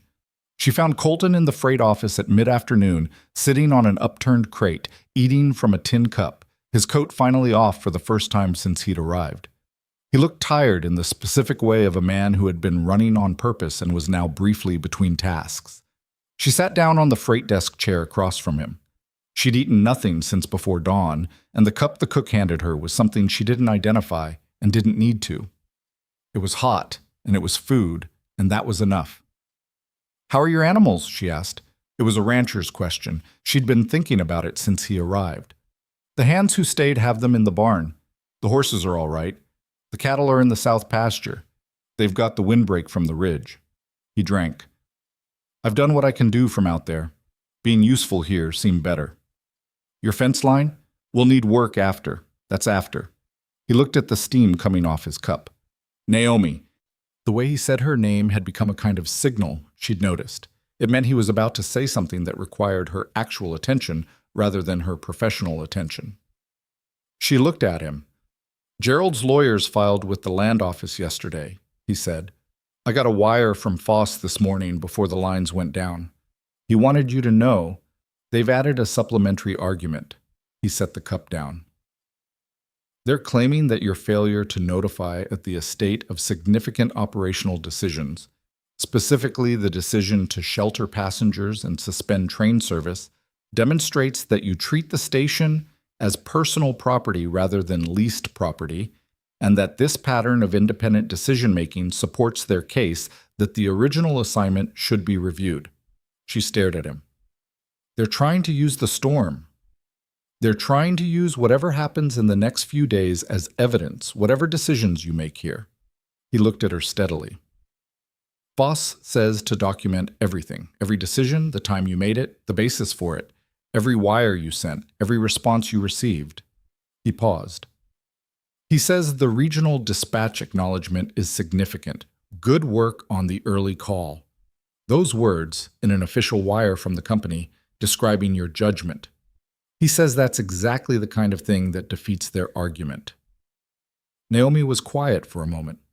She was aware of a particular cold anger, clean and precise, that was different from the hot anger Gerald's first letter had triggered.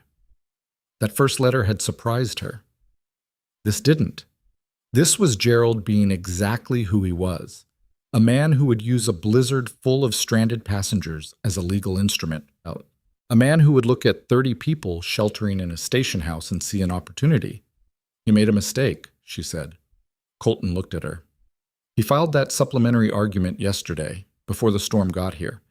That means he was watching, or someone was watching and reporting to him, and he moved fast because he thought the storm would create chaos that would work in his favor." She looked at the wall where the station clock ticked. "But chaos requires someone to have made bad decisions. And I didn't make bad decisions. I made every decision in the right order and at the right time.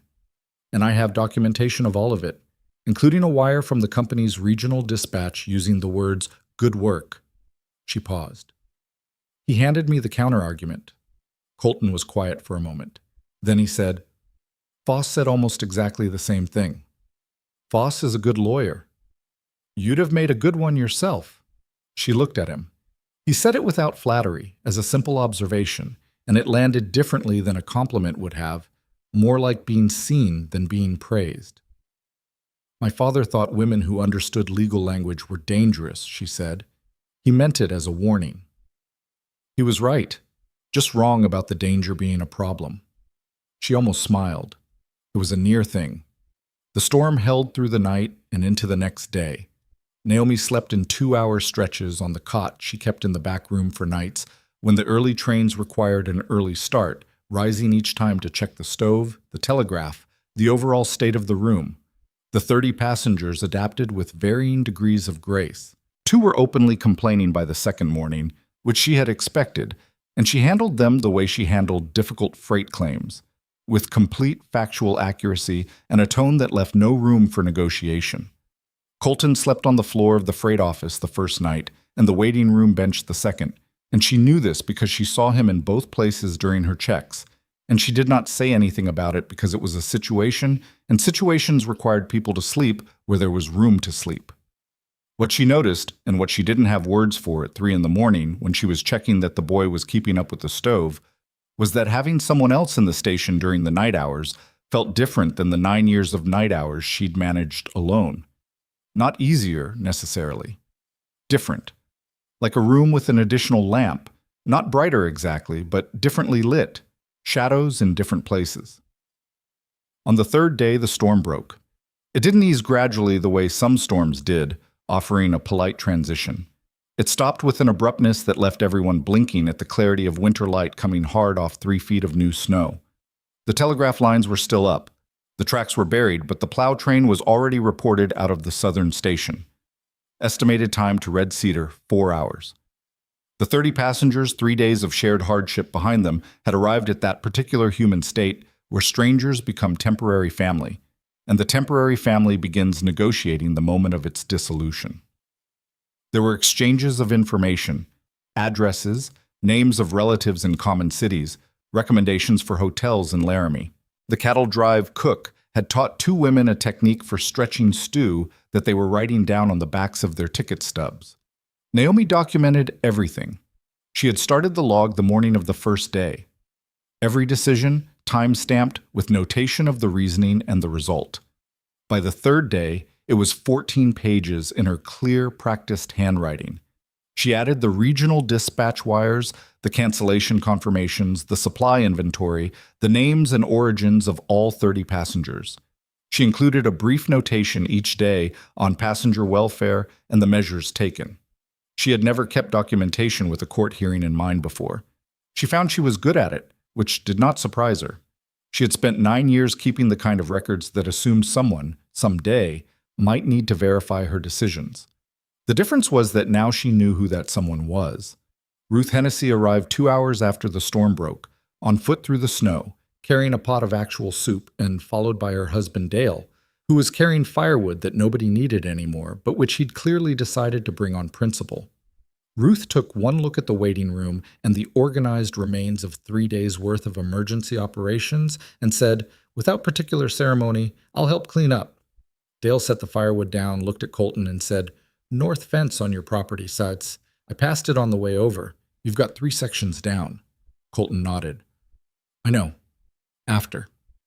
I can send 2 men tomorrow. I'd appreciate that."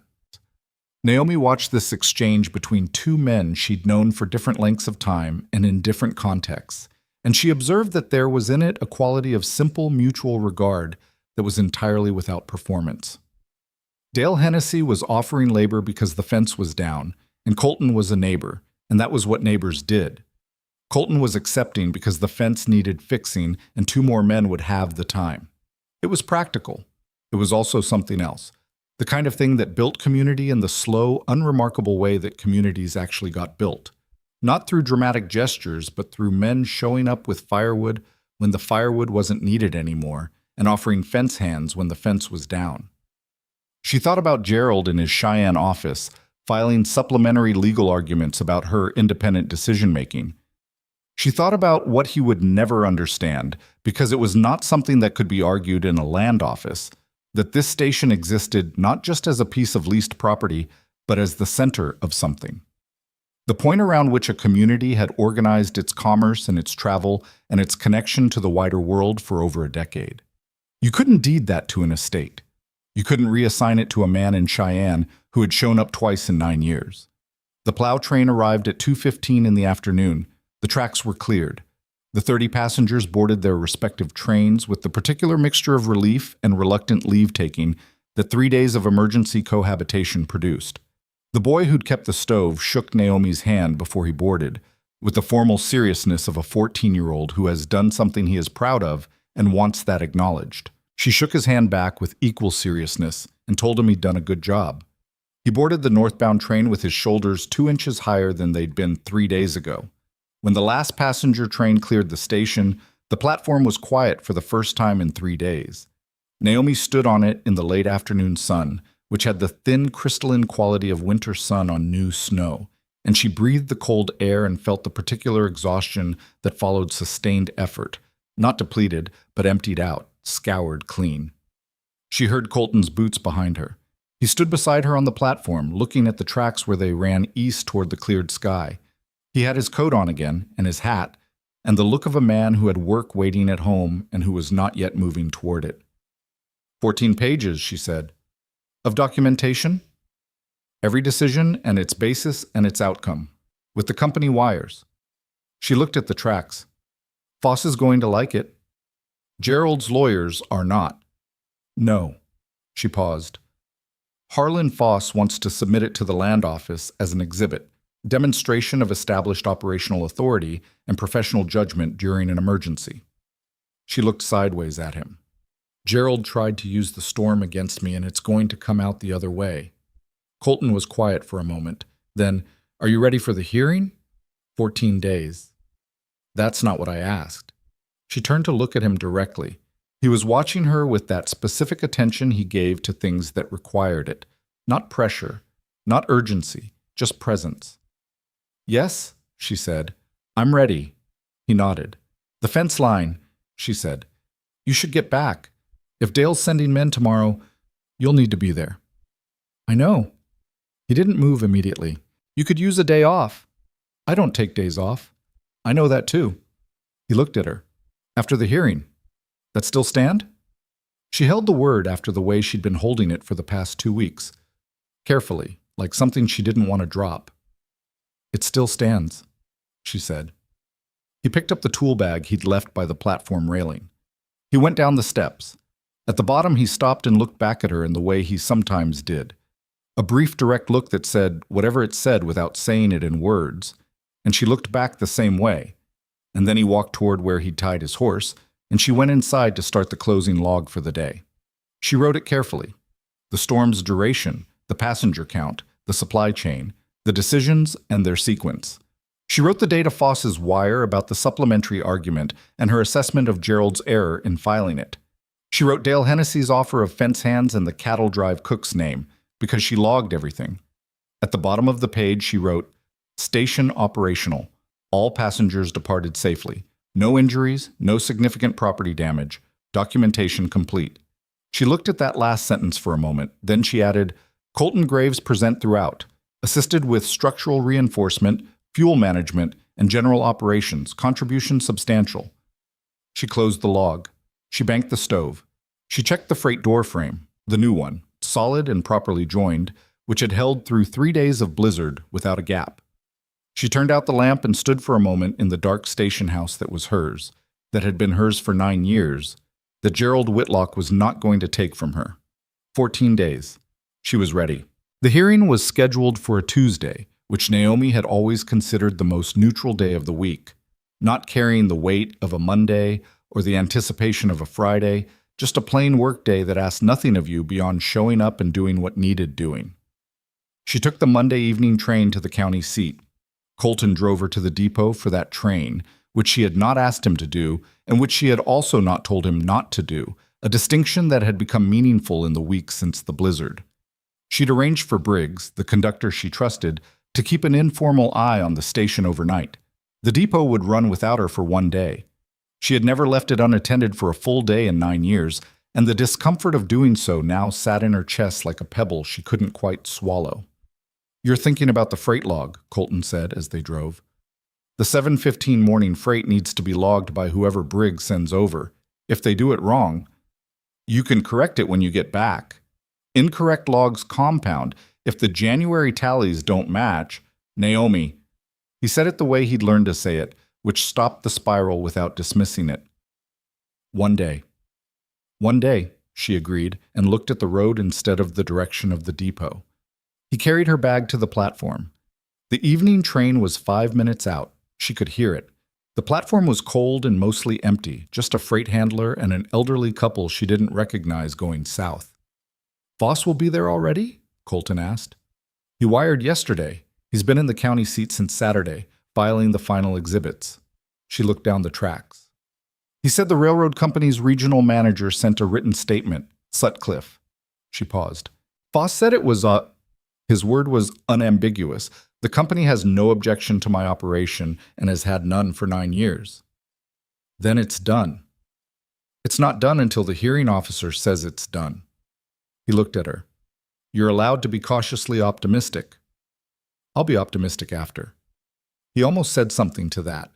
She could see it in his face, the thing he was still being careful about, the after they'd both been carrying for weeks now. And then the train came in with its noise and its steam, and the moment rearranged itself into logistics. He picked up her bag and handed it to her. Come back, he said. Not come back safely or good luck or any of the things people said to fill the space before a departure. Just those 2 words, which were enough. Tomorrow evening, she said. I'll be on the 5 o'clock. He nodded. She boarded. She didn't look back from the platform because she had learned that looking back from platforms had a way of making things harder than they needed to be. The county seat's land office occupied the 2nd floor of the territorial building, a brick structure that took itself more seriously than anything else in that particular town. Harlan Foss was waiting in the hallway outside the hearing room when Naomi arrived Tuesday morning. He had his satchel and his gray mustache and the particular quality of settled energy that she'd identified in their first meeting as his version of readiness. Gerald's here, Foss said, without preliminary. Arrived last night. He brought both his lawyers. Both. He's escalating because he knows the case shifted. The supplementary argument about the blizzard, after I filed your operations log as an exhibit, that argument became a liability for him rather than an asset. Foss straightened his coat. He's going to try something in the room. I don't know what yet. Be ready to stay quiet. I'm always quiet when lawyers are speaking. I know. I'm telling you anyway because what he's going to try is probably personal, and personal things have a way of making even quiet people loud. He looked at her. You have 9 years of documentation, a sworn statement from the railroad company's regional manager, affidavits from 5 established businesses, and a 14-page emergency operations log that a regional dispatch officer described as demonstrating sound professional judgment. Gerald Whitlock has a technical argument about a document from 1878 and a brother he didn't visit enough while he was alive. He picked up his satchel. Let me do the talking. The hearing room was smaller than she'd expected. A plain table, 6 chairs, a territorial seal on the wall. The hearing officer was a woman named Agnes Pruitt, which Naomi had not anticipated and which she found, in some unexamined way, steadying. Pruitt was in her late 40s, wore her hair in a severe braid, and had the eyes of someone who had read every document submitted to her and formed views she was not going to share until she was ready. Gerald Whitlock sat across the table. She had not seen him in 3 years. He was heavier than she remembered, which was not a judgment so much as an observation, the way she observed everything. He wore a good suit and the expression of a man who has decided that his position is correct and is waiting for everyone else to arrive at the same conclusion. His 2 lawyers flanked him with their papers already organized, which told her they'd been here longer than Foss had said. They'd had time to arrange. Gerald looked at her when she sat down, not with hostility, which would have been something she could work with, but with a particular species of condescension that she recognized from his visits, from his letters, from the accumulated evidence of a man who had looked at his sister-in-law for 22 years of her marriage and 9 years of her widowhood, and seen a woman who was managing adequately in circumstances she hadn't chosen, and who therefore required, in his view, the guidance of someone who understood such things better. He had never once asked her a question about the station, not how it worked, not what it took, not what she knew. He had walked through it twice and cataloged its value without ever seeing what made it run. She sat down. She folded her hands on the table. She was quiet. Agnes Pruitt opened the hearing without ceremony. She had read all submitted materials, she said. Each party would have time to present their arguments and respond to questions. She would ask questions. She expected direct answers. Gerald's lead lawyer went first. His name was Covington. Smooth-voiced, practiced, the kind of lawyer who had learned to make complex situations sound simple in ways that benefited his client. He laid out the technical argument cleanly. Thomas Whitlock had held the original lease. Thomas's assignment of the lease to his wife had not been accompanied by the railroad company's written consent, which the lease document's terms required. Without that consent, the assignment was technically void. The estate, represented by Gerald as primary heir, therefore retained an interest in the lease that had not been properly transferred. It was a clean argument. Naomi had to give him that. In a world that contained only that argument and the original lease document, it might have been sufficient. Foss waited until Covington finished. Then he opened his satchel and began. He did not raise his voice. He did not employ rhetoric. What Harlan Foss did was build. The same way Colton had built the freight door frame, piece by piece, each piece mortised to the next so that the whole structure was stronger than its components. He submitted the 1879 letter with the railroad company's use of the title Station Mistress, a title of operational authority, he noted, not of informal arrangement. He submitted the 9 years of freight manifests carrying railroad company stamps that acknowledged Naomi's receipt authority. He submitted the affidavits from Hennessy, Patterson, Cartwright, and 2 other merchants, 11 years of documented commercial transactions through her office. He submitted the Sutcliffe Statement, which he read aloud in full. The Great Northern and Western Railway Company has operated in continuous professional relationship with Mrs. Naomi Whitlock as station mistress of Red Cedar Depot since October 1879. The company has no objection to her operation, has had no objection at any point in the preceding 9 years, and considers the Red Cedar Station to be competently and professionally managed under her authority. He let that sit for a moment. Then he submitted the emergency operations log. He didn't read all 14 pages. He read the first entry, the timestamp, the weather assessment, the decision to cancel the 845 northbound, and the reasoning behind it, and the final regional dispatch wire. Good work on the early call. He noted that Gerald's lawyers had filed a supplementary argument claiming Naomi's independent operational decisions during the storm demonstrated unauthorized use of leased property. He then noted that those same decisions had been commended by the railroad company's regional dispatch as professional judgment, which meant that the railroad company, the entity whose written consent Gerald's lawyers claimed was required, had in fact provided something considerably more valuable than retroactive written consent. They had provided, in real time, an affirmation of her authority. Agnes Pruitt had been writing. She stopped writing and looked at Foss. "Are you arguing," she said, "that the railroad company's conduct over 9 years constitutes implied consent to the lease assignment?" "I'm arguing that it constitutes something stronger," Foss said. "I'm arguing that 9 years of documented, uncontested, publicly acknowledged operation, recognized formally by the company in correspondence, in commercial transactions, and most recently in official dispatch communications, establishes an operational interest that a technical deficiency in a 9-year-old document cannot reasonably be held to void." He paused. "The lease assignment may have lacked explicit written consent in 1879. What it has now is 9 years of evidence that the company knew, accepted, and relied upon Mrs. Whitlock's authority. Retroactive technical challenge of that arrangement serves no party except Mr. Whitlock's estate ambitions." Covington objected to the characterization. Pruitt noted the objection and asked him to respond to the substance. Covington responded. It was competent. The technical argument was real, and he made it as well as it could be made. But Naomi watched Agnes Pruitt's face while he spoke, and she saw the face of a woman who had already understood the essential shape of the situation and was now managing the procedural requirements of arriving at a conclusion she'd reached. Then Gerald spoke. This was the thing Foss had warned her about. Gerald had the right to address the hearing officer directly, and he used it, and what he said was not about the lease document or the railroad company or the technical requirements of territorial property law. "My brother worked that land," Gerald said. His voice had a quality she hadn't expected, something genuine in it, which made it worse. "He built that station. He negotiated that lease. Everything that station is came from Thomas, and Thomas is gone, and what I'm asking is simply that his family, his blood family, have proper oversight of what he built." He looked at Naomi across the table. "I have nothing against my sister-in-law. She has managed adequately. But Thomas would have wanted his legacy in the hands of people who carry his name." Naomi sat very still. She felt Foss's slight movement beside her, a micro-adjustment, a readying, and and she put one hand briefly on the table between them, which was enough.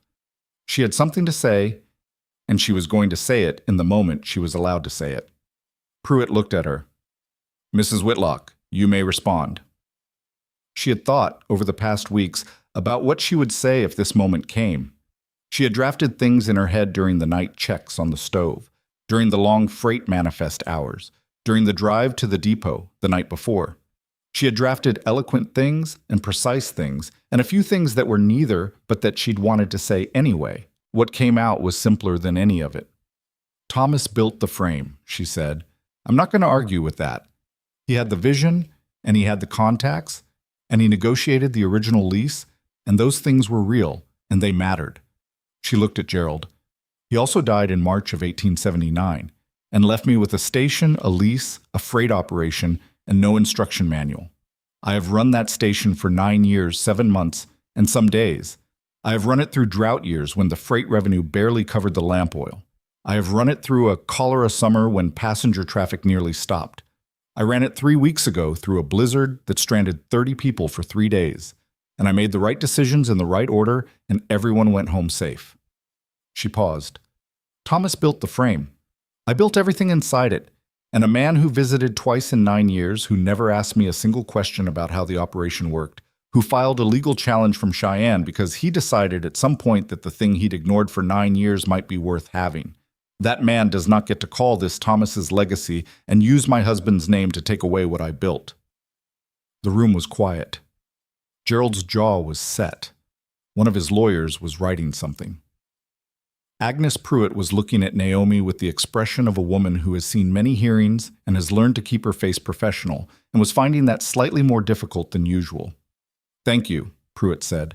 "I'll take the submitted materials under consideration and issue a written finding within 10 days. The hearing lasted 4 hours and ended without ceremony. Covington and Gerald's second lawyer gathered their papers with the efficient movements of men who understood the trajectory of what had happened but were not going to acknowledge it yet. Gerald stood, and for a moment Naomi thought he was going to speak to her directly. He didn't.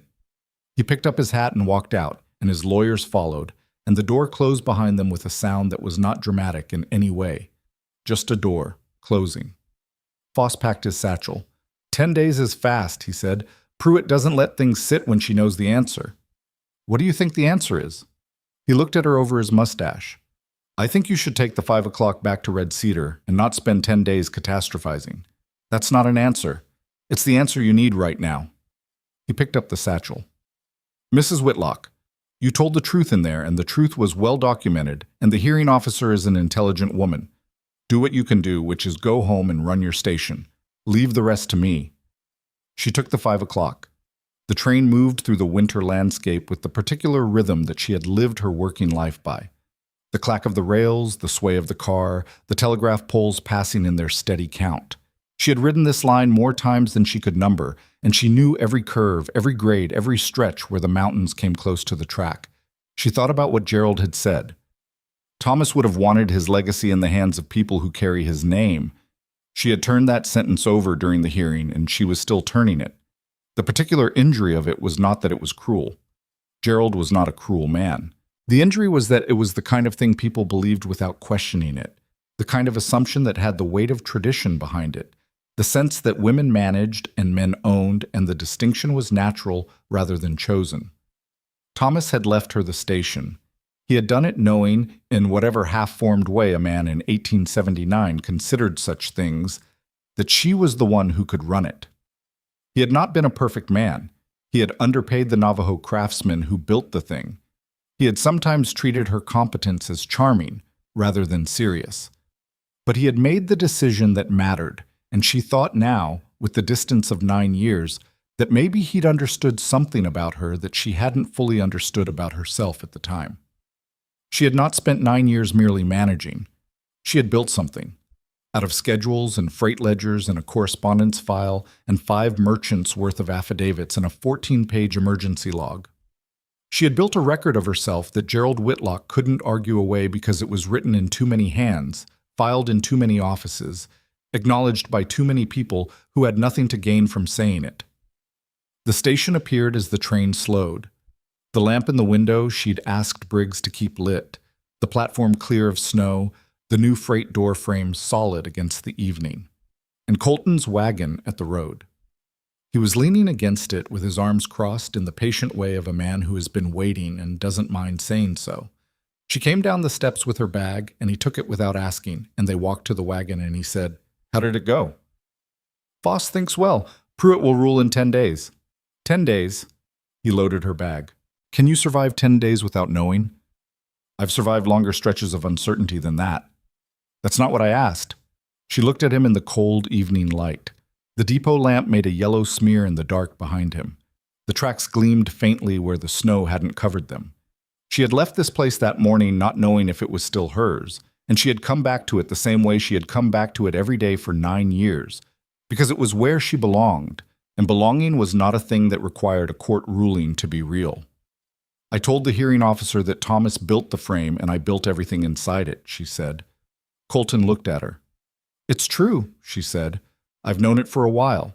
I think I needed to say it out loud in a room where it counted." He was quiet for a moment. "What did Gerald say?" "That Thomas would have wanted his legacy with family." She looked at the depot. "He's not wrong that Thomas valued family. He's wrong about which family. The people in that station during the blizzard, the merchants who brought their records on a Friday afternoon, Ruth and Dale with his fence hands." She stopped. "That's what Thomas built in the end. He just didn't know it." Colton drove her back to the depot and helped her check that Briggs's man had logged the morning freight correctly. He had, more or less, with one transposition she fixed in 2 minutes, and built up the station stove while she did the closing entries for the day. He worked around her the way he had learned to work around her, in the particular unspoken rhythm they'd developed over weeks of shared spaces and parallel tasks. When the stove was drawing and the logs were done and the lamp was turned to its nighttime level, she sat at the ticket counter and he sat across from her, and there was a quiet between them that was not the quiet of people with nothing to say, but the quiet of people who have said enough of the necessary things and are now in the space that comes after. "I meant what I said," she told him. "After. I said after. You've been saying it for a month."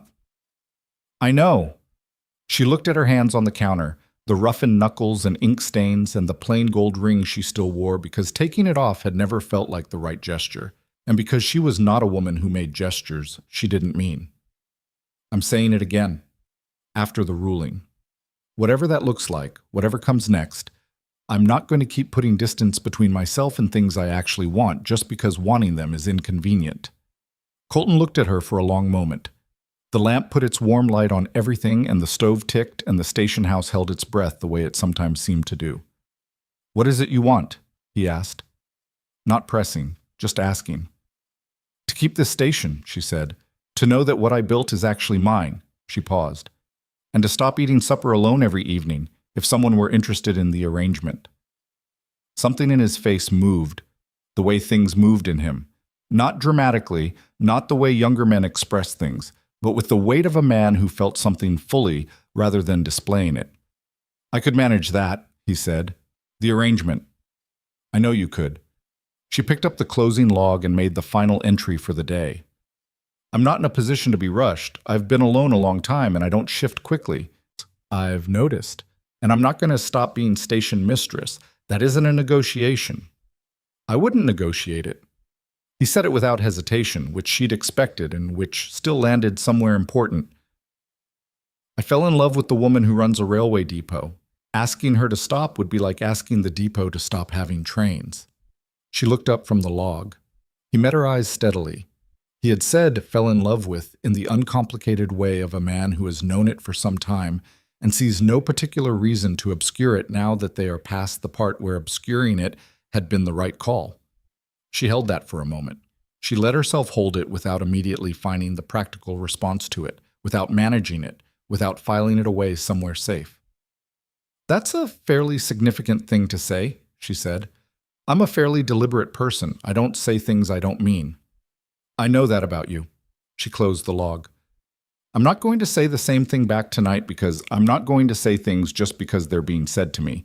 I need to mean them when I say them." "I know that about you," he said, "but—" She looked at him directly. "After. Whatever the ruling says, whatever comes next.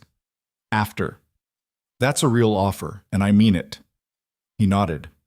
Once. The nod of a man who knows how to wait because he has decided the thing is worth waiting for. Agnes Pruitt's ruling arrived 8 days later, not 10. Foss sent a wire first thing in the morning. Ruling in your favor. Lease assignment confirmed. Operational interest established. Gerald's challenge dismissed with prejudice. Full ruling follows by post. Well done. Foss. She read it twice. She said it on the ticket counter. She stood in the station house that was hers, that had always been hers, that the Territorial Land Office had now confirmed was hers, in language that Gerald Whitlock could not appeal without making a fool of himself in front of every lawyer in Cheyenne.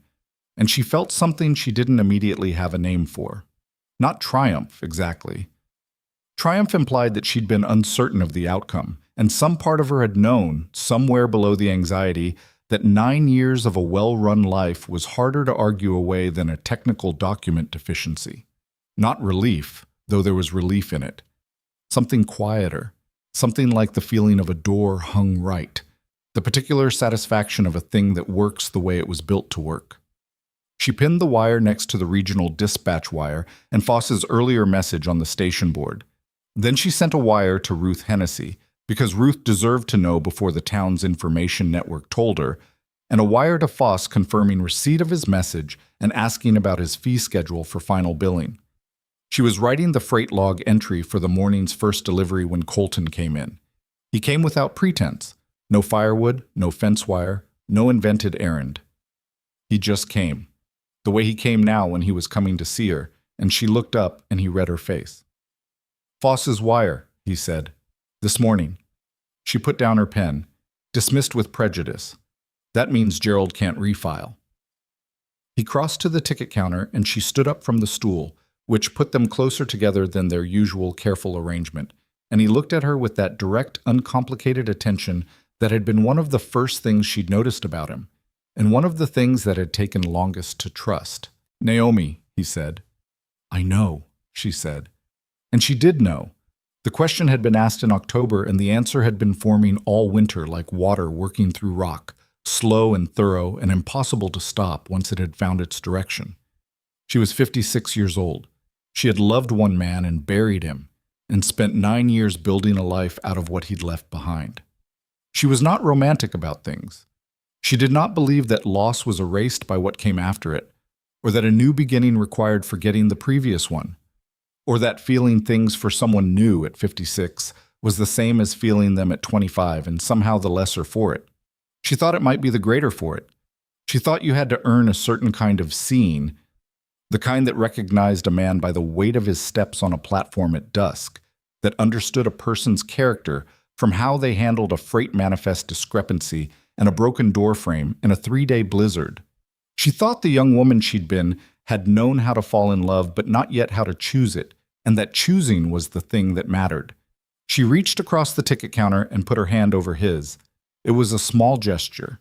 It was also the first time she had touched him by choice, in a way that wasn't incidental or circumstantial, not passing him tools or documents or cups of coffee.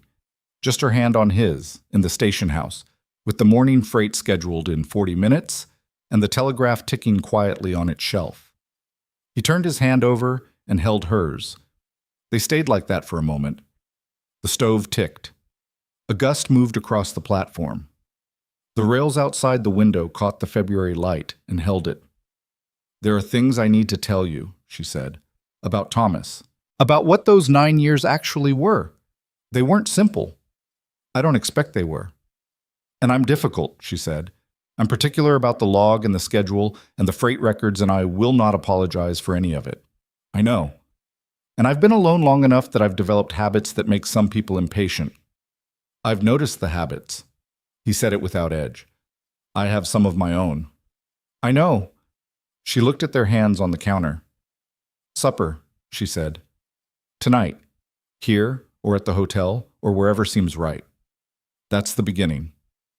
"All right." He paused. "And maybe at some point you'll let me introduce you to my daughter in Denver." She looked up at him. "She's been asking who I spend my time in Red Cedar thinking about," he said, with the mild expression of a man releasing information he'd been holding for a while.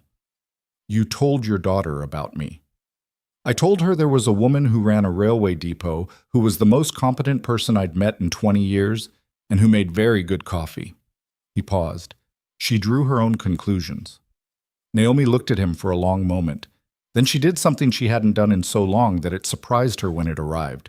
She laughed, a real one, unguarded, the kind that came from somewhere below the practical surface of a person.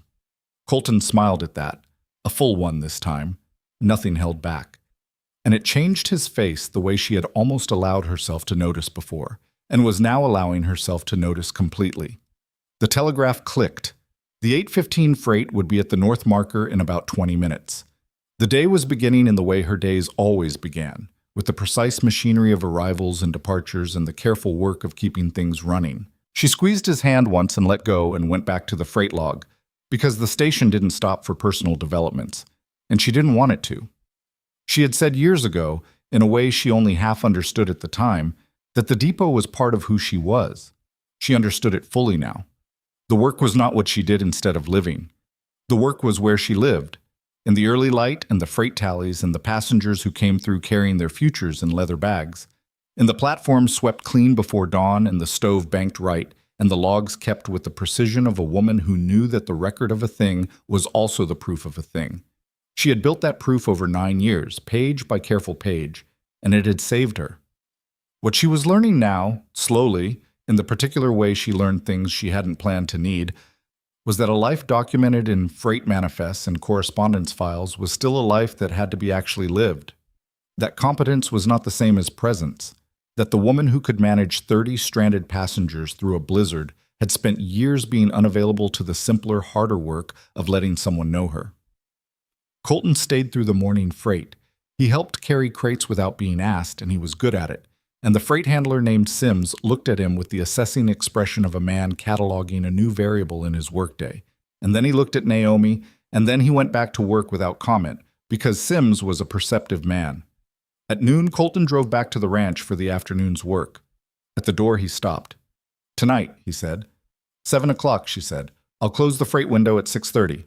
He nodded and went out to the wagon. She watched him from the freight window, which was practical because she needed to log the outgoing manifest anyway, and not only because of that. The afternoon went the way afternoons went. The 2:15 from the south, 3 passengers, 1 freight crate, a schedule correction for the Thursday run that she wired through to the North Station. Ruth Hennessy stopped by, ostensibly to check on an outstanding freight order, and spent 10 minutes doing that and another 10 minutes looking at Naomi with the expression of a woman who had noticed something and was deciding whether to remark on it. "The ruling came this morning," Naomi said. "I know," Ruth said. "Crane's wife saw the wire come in." She paused. "And Colton Graves's wagon was at the depot until noon. He was helping with the morning freight. Of course he was." Ruth looked at the station board where Foss's wire hung next to the regional dispatch message and the others. "This town is not going to let you be modest about this, Naomi. You should know that. What you built here, what you proved, that's going to be known. It was always known. That was the point. What I mean is," Ruth paused in her direct way, "people are going to want to say they were part of it, and they were. But you were the center of it. You should let people say that." Naomi looked at the station board. 9 years of correspondence and the wires from the last 60 days and the freight log for today, open and current and in order. The record of a woman who had held on because holding on was the only thing she knew to do, and who had discovered, in the process, that holding on was more than stubbornness. It was a form of argument, a proof, the only kind that couldn't be faked. "I'll think about it," she said, which was not no. Ruth went back to the mercantile. The afternoon freight came through. The platform got its last sweep of the day. The stove got its last banking. At 6:30, she locked the freight window. At 7 o'clock, she was at the hotel dining room, where Edgar had given them the corner table because Edgar understood things without being told, and Colton was already there, and there were 2 cups of coffee on the table because he'd ordered without asking and had gotten it right. They ate supper and talked for 2 hours, and she told him some of the things she'd said she needed to tell him about Thomas, the real things, the ones that were complicated and necessary and fair to all 3 of them. The dead man and the living ones, and the years between. He listened the way he listened, with the attention that didn't flinch and didn't rush to fill the spaces. He told her about Eleanor, about 12 years in Pueblo, about the particular grief of watching someone become a stranger while they were still alive. Because illness did that, and the subsequent grief of losing the stranger who still carried the person you'd loved. He said it plainly and without performing it, and she understood that he'd said it before to almost no one, because it was the kind of truth you carried mostly alone until you found the person you could set it down with. They walked back to the depot after. The night was cold and clear, and the stars were the sharp kind that only came in winter. At the platform steps, she stopped. She had stood on this platform so many times in so many weathers. It was where she had been standing when she heard his boots for the first time, that specific, deliberate step that she had recognized without knowing yet what she was recognizing. "I'm glad you asked about the cafe," she said. He looked at her. "The first night. You came off the train and you asked if the cafe was still open." She looked at the platform boards. "If you hadn't stopped at the window, I don't know what the winter would have looked like." "I was going to stop," he said. "I'd been on that train for 6 hours and I needed 5 minutes standing still before I did anything else." "You were there." He paused. "You were exactly what I saw." She didn't ask what he meant. She thought she understood it, the way a person could walk into a place and immediately know something about who held it, the way a station mistress was legible in the space she ran. She had not been hiding. She had been entirely visible for 9 years. She had simply stopped expecting anyone to look. She went up the steps. She put her key in the station door. "Tomorrow morning," she said, "if you're in town for the 7:15 freight." "I'll be in town for the 7:15 freight," he said. The sentence had nothing to do with freight. "Coffee will be ready at 6. "I'll be there at 6. She went inside. She turned up the lamp. She took the closing log from the shelf and wrote the final entry for the day.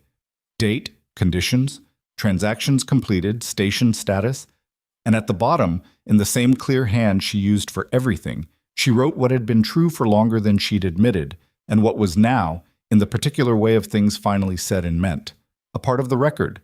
Station secure, all accounts in order, no outstanding matters requiring resolution. She looked at that last line. Then she closed the log and put it away and turned down the lamp to its nighttime level and stood in the dark quiet of the station she had built her life inside of, which was hers, ruled and confirmed and documented in 14 different hands, and which would still be here tomorrow morning when the 7:15 came in and the coffee was ready, and whatever came next came next. She had spent 9 years waiting for trains. It turned out she'd been building something worth arriving at.